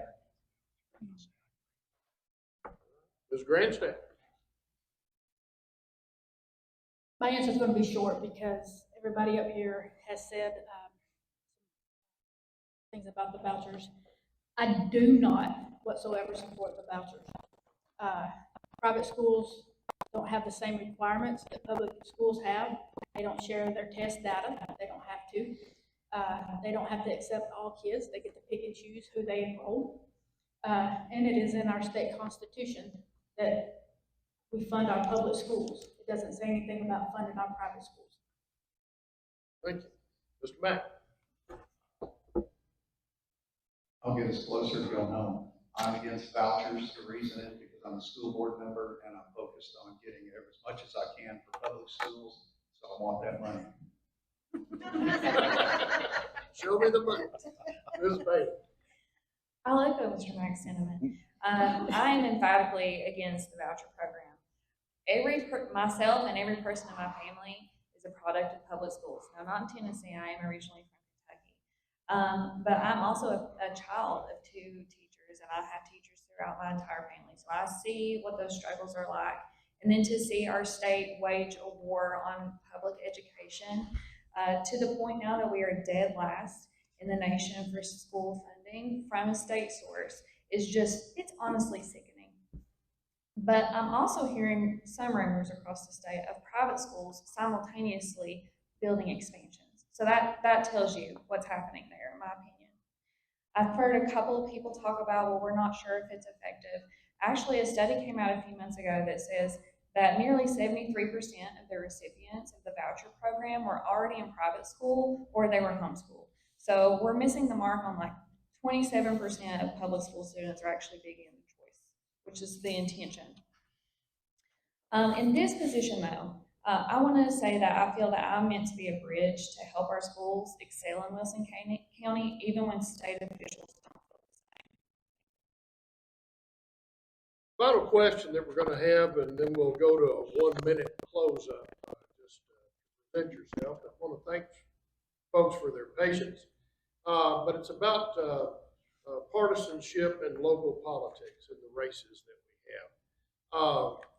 Someone mentioned earlier in their answers that of the 21,000, I've got the data here, Mr. Mayfield gathered it for me.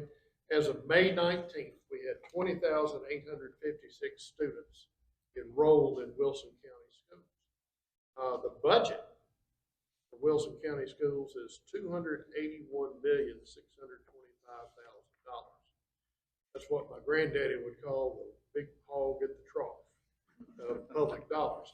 But in serving on the Wilson County School Board, you're serving the whole population from all different types of backgrounds, from all different types of cultures, all different types of environments. That's one of the things that with growth comes that diversity that we have. In serving on in a local position, is there a place for partisan politics? And if you're on a board and receiving any sort of pressure from a party affiliation, how would you handle that pressure, and how would you deal with that issue should it present itself where you have to choose the service of 20,856 students as well as over 3,200 employees versus a smaller group that may impact your political future? And with that, we'll start with Ms. Grandstaff.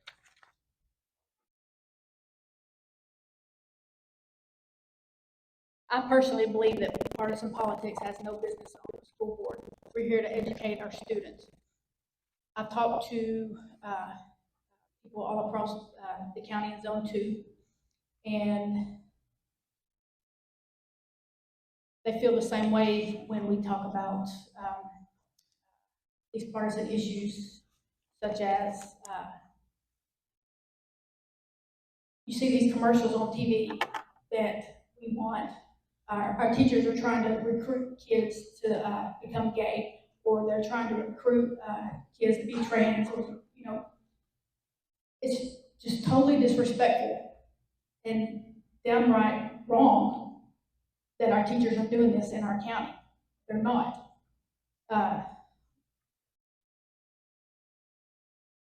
When you talk about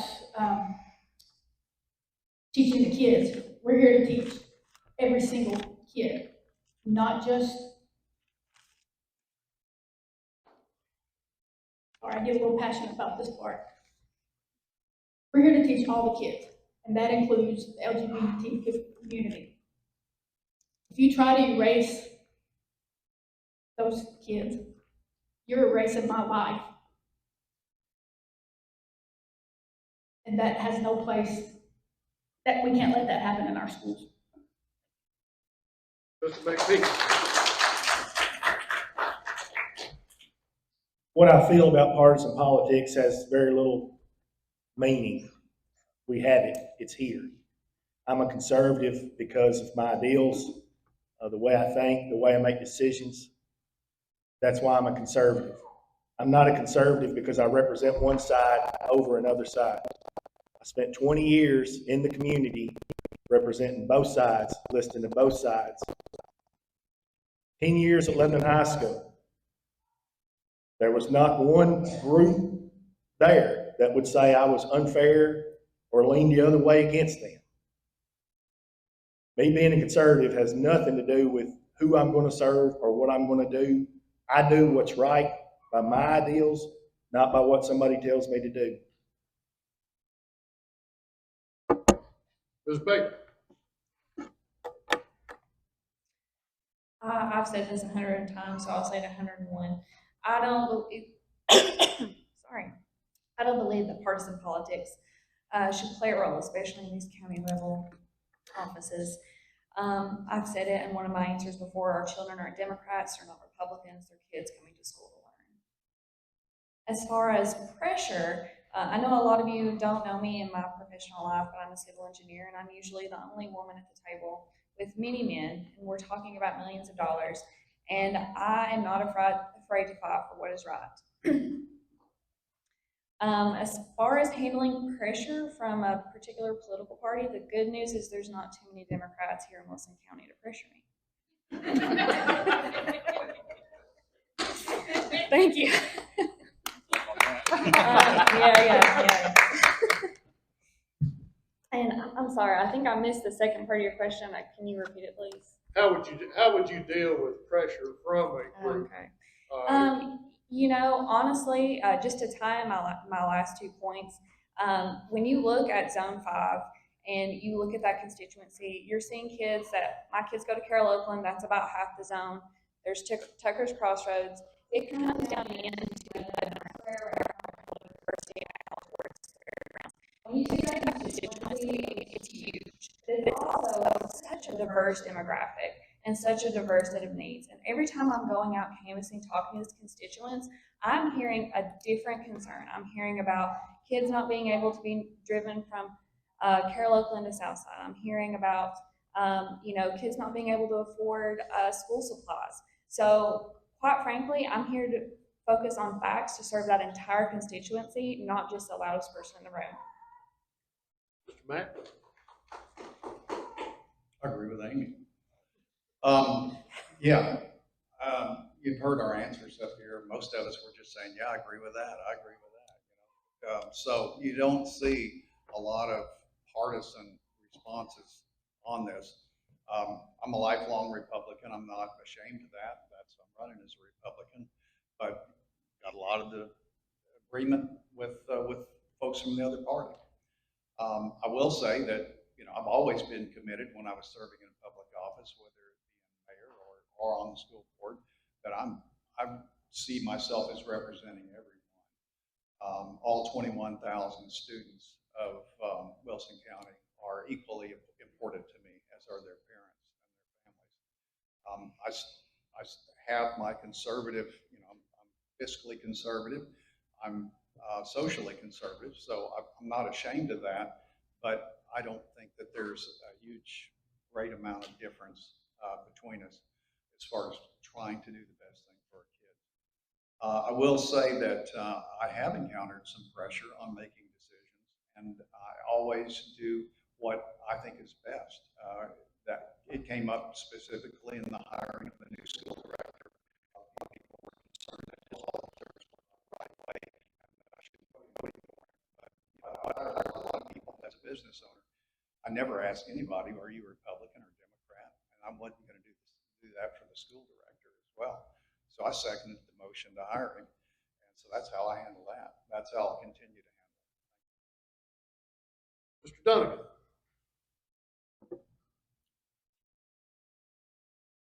So, and I believe I talked about this with you, Melissa, whenever we showed up, whenever the vote of Director Mayfield. I had no idea you had to declare a party, you signed up to run for school board.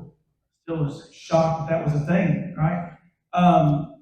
And so, as I listed myself as a Republican, and I'm dead by name because that's the family I grew up into, riding in a 1992 Ford Ranger, listening to Rush Limbaugh with my granddaddy. It's kind of what we did, right? And we kind of lined up with those values, but to have a place on the school board, just because my party wants a certain thing doesn't mean, I was the only one that said I supported vouchers. Throw out there. Now you may sit there and get out your pitchfork, but you heard me say, I can see the point of view. I don't know all the details, but I can hear about it, right? That's kind of how I approach most things. I think that when we get to where we're so staunch on our opinions or ideals, we refuse to listen to somebody else's perspective. You may not always agree, right? I may not always agree with you, but at least I want to understand where you're coming from. And that's, I think, really the key to all this is being able to have an understanding. When it comes to how I face things, I'm big on what the convictions tell me. Would I treat people that way you want to be treated? It goes a long way, right? In the church, we sit there, I'm not a Baptist, I'm not a Church of Christ, I'm a Methodist denomination. No, I'm a Christian. I happen to go to the Emmanuel Baptist Church, I'm a Christian first. Well, I happen to be Republican, but I really am a dad. Not only am I a dad, I'm a CRNA at this hospital. Not only am I a CRNA, I'm also a husband to Emily. And I'm also a coach to my kids. Way more, that to me is way more important than any Republican, Democrat, independent you can have out there. So how I vote and where I go to, I just follow the golden rule behind all that, make sure it makes sense. At the end of the day, I lay my head down just fine. Thank you, Ms. Seaver. I shared a story recently about an experience I had in high school. I was in AP US government, and I took it mainly because I thought the teacher was really cool and one of the best teachers in the school, and that was the one class I had available to take with him. I digress. At the beginning of the course, we took a test that tested essentially the personalities to where you would fall in the political spectrum. And it ranged, obviously Republican and Democrat on there, but we had conservative, centrist, moderate, liberal, all of those things. I tested as a libertarian. And I say all that to say that while my voting history has been Democrat, I am not ruled by the Democratic Party. I am running as a Democrat because that's where I align right now. My focus is the service of students. Education is a big part of my career. It is a big passion of mine. That is my focus, not whose parents are what's behind the name. And like what Mr. Donegan said, there is so much more in between somebody's name and the letter that you will see behind the name on the ballot.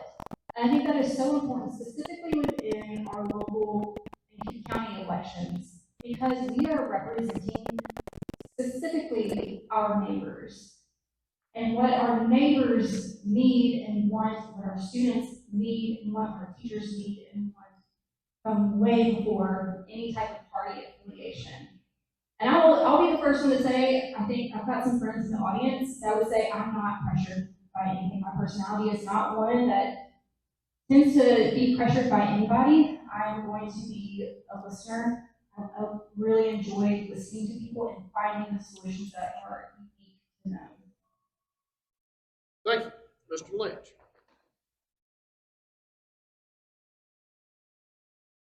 I'll keep this brief as I can. It's a little bit of an awkward question. So, 4 years ago was the first time in Wilson County we had partisan politics. Did it always exist? Yes, but everybody ran as an independent. We had civilized debate. We had forums like this, and voters were able to vote for the person they felt was the best, not necessarily for the letter next to their name. That changed, and when Tennessee allowed that, and every 2 years, Brad Lytle, the head of the Republican Party here in Wilson County, declares a primary, and that's the kickoff of Tennessee's. If you want partisan politics at local election, you have to declare a primary. So that's why I'm here running as a Democrat. So there are marginalized people and communities within Wilson County that are near and dear to my heart. Partisan politics, though, especially those from the national level, plays zero role here locally. So there is very little that affects us in Wilson County that is talked about on the national stage. It doesn't matter who you're listening to for the news. It doesn't matter, who you're listening to on the radio, what podcast you're listening to. The noise at the top it doesn't affect everyday day-to-day life. It doesn't affect how our roads are paved. It doesn't affect how teachers are supported. It doesn't affect how your kids perform in school. And at the end of the day, what we have to realize is that there's always more that unites us that divides us as a people. We're Americans. We are a melting pot of different cultures from around the world, and we celebrate that diversity. We don't exclude people from it. But if a political party came to me, if the head of our Wilson County Democrat, or Tennessee Democrat, or whoever's in charge at the top these days, I don't know, came to me and said, Michael, we really need you to push for X, Y, and Z on the school board, I would say, no, that's not what Wilson County wants. I'm beholden to Wilson County. I'm not beholden to Washington. I'm not beholden to Nashville. I'm beholden to Wilson County at the end of the day. Thank you. Mr. Padilla. So partisan politics is a very hot topic, and I will say that at some times during my tenure as a school board member, I've had both parties very upset and not happy with me and my decisions because I have always stayed true to who I am and to what has raised me, okay? As a veteran in the Marine Corps for 20 years, I have served with, I have been led by, and I have led people from every religious denomination, every political background, and the main thing that we always kept focused was the main thing, and that's mission accomplishment, okay?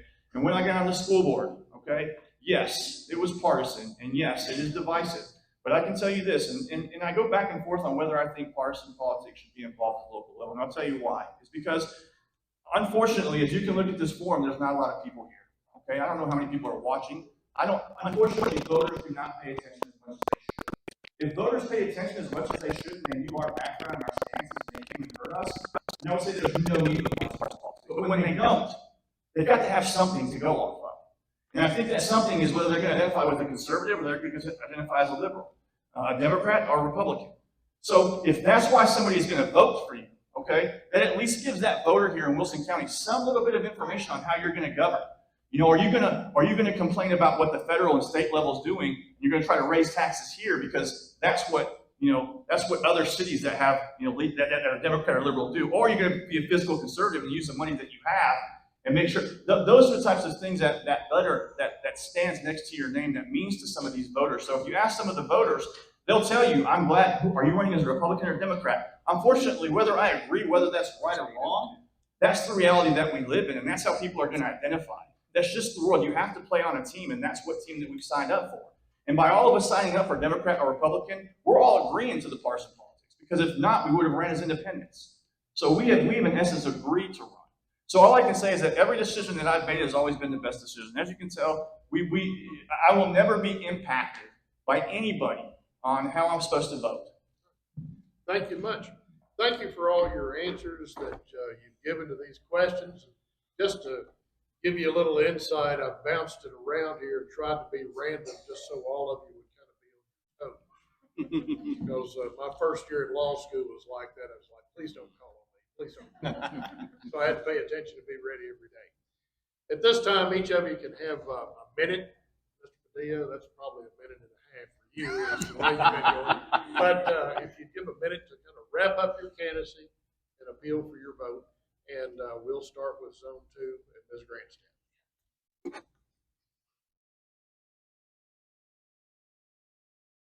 Throughout this campaign, I've talked with parents, teachers, students, grandparents, community members. No matter where they come from or what they believe, one thing is clear.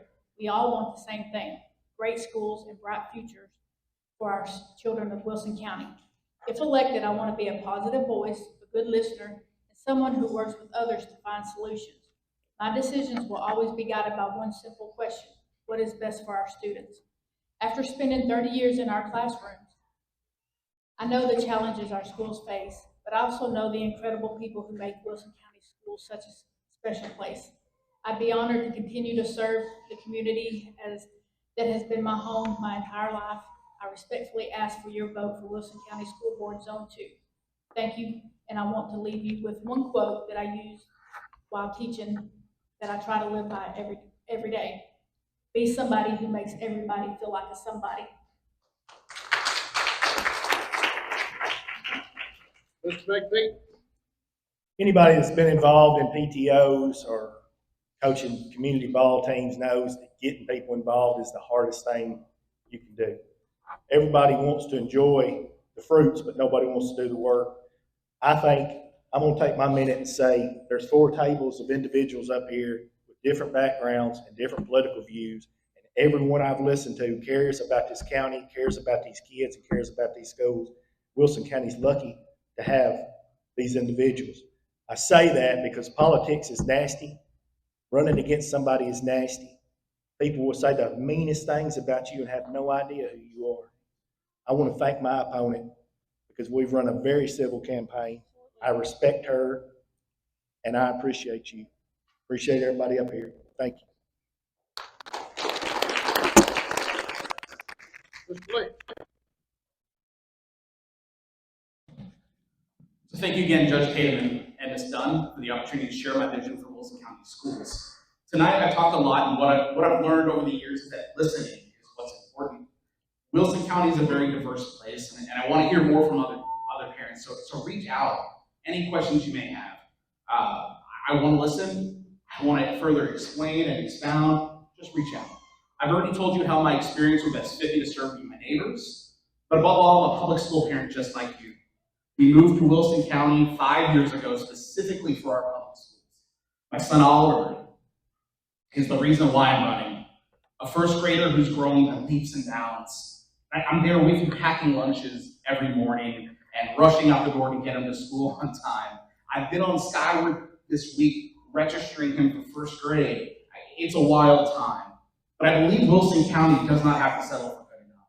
Practical leadership, honest communication, and a clear focus on students, families, teachers, and staff, we can move our schools from good enough to outstanding. I feel I'm the best candidate for Zone 4, and I humbly ask you to vote for me. Mr. D. Yeah, so it's going to boil down to each table and who you're going to vote for and their value systems and what they stand for, okay? I can promise you this. I want to grow our school system.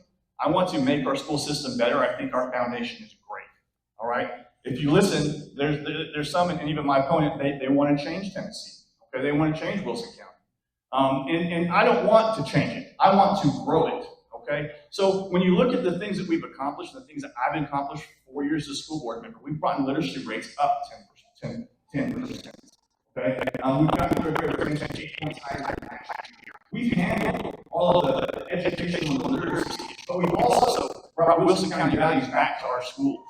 Okay? We've made our schools where they're the great equalizer, where a classroom should be accepting to everybody, not just to certain groups. Just as much as I don't think there should be, certain ideological flags, there shouldn't be political flags either. It should be the great equalizer. And that's where I'm going to continue to push. We need to focus on education and not these social issues. We need to leave the social issues at home with the parents, and we need to let schools be schools and educate our children. So I'd just like to continue that and continue the growth that we have. I don't want to change it. I want to continue. I want to continue the growth. Thank you. Mr. Mack. Yeah, so I look forward to the challenges of continuing to serve on the school board. That $7 million shortfall I told you about, I look forward to finding a way to solve that problem and make teachers continue to feel loved and respected and valued and keep retention up. Wilson County's doing a great job educationally.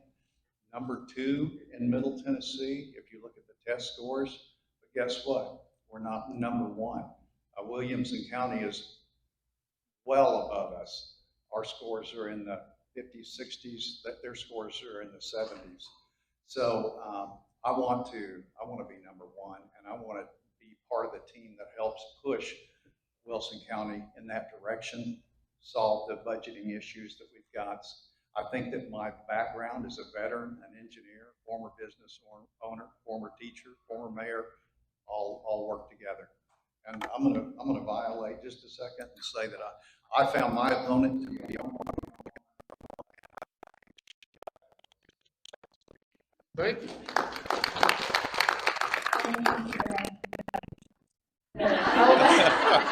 I'll also say, I didn't say vote for. I know. I'll also say Mr. Mack has always been polite to me, and I appreciate that. As I thought about tonight how I could conclude my statements, I thought about what my high school English teacher told me when we talk about forming an essay. She said, you need to tell them what you're going to tell them, then you need to tell them, and then you need to tell them what you already told them. Maybe they don't teach you that in Tennessee, but that's what they taught us in Kentucky. So throughout this event, I hope that you've been left with the impression putting all that together here in the let's tell you what I've already told you section, that Amy Bailey is who she says she is. I intend to lead this constituency with a level of discernment and dedication that is representative of our families. If I was elected, I would vow to lead you, to listen before I speak, and to always ask before every decision, what is in the best interest of the children of Wilson County? I appreciate your thoughtfulness, this conversation, your consideration, and I would appreciate your vote even more. Thank you so much. Mr. Dunn. I want to start by just thanking all you guys for being here tonight, and the organizers of this event, show that you care. Credit to everybody up there on the stage. It's not easy to put your name out there and be willing to be in a position like this to where you're recorded, talk about, judge, ask, insert whatever. It's not an easy situation, so I utmost respect everybody up there on the stage. Wilson County Schools has a strong foundation built on excellent educators, strong schools, community support. Moving forward, I do believe that we focus on improving our student achievement, particularly our proficiency. How do we take what we learn and apply as a rub? You apply the knowledge that you learn. I believe we need to continue to support and retain our amazing teachers. I mean that truly. I think we need to focus on planning responsibly for our growth, keep rocking out in safe learning environments, keep supporting our SRO officers, give our kids the best chance to have success, and ensure that every student has the opportunities that they need to succeed. Thank you for caring about our schools and the chance that I get to earn your trust. Ms. Seaver. Again, I want to send a big thank you to everybody that's here tonight, everybody that's either watching now or watching later. This is an excellent opportunity to hear from everybody all at once. But I do encourage you guys to look into your candidates. I have been steadfast from January 1st, day one of 2026, that I am focused on students, teachers, and community, and everything in between. I want to make Wilson County a destination for not only our teachers, but also our families and our students. I want to put us on the map for all of the right reasons. I want to support schools, support teachers, and provide high quality, loving education and environment experiences for our students. And I want to continue to provide education opportunities for students that make them drivers of their education and of their future and not passengers. I want them to be able to go out into the world and be a light for everybody that they meet and be proud to say that I'm a Wilson County graduate. And if they come back, they have a solid career and a solid experience in schools that they want to send their own children to. Because that's where I am. I want to send my daughter to Wilson County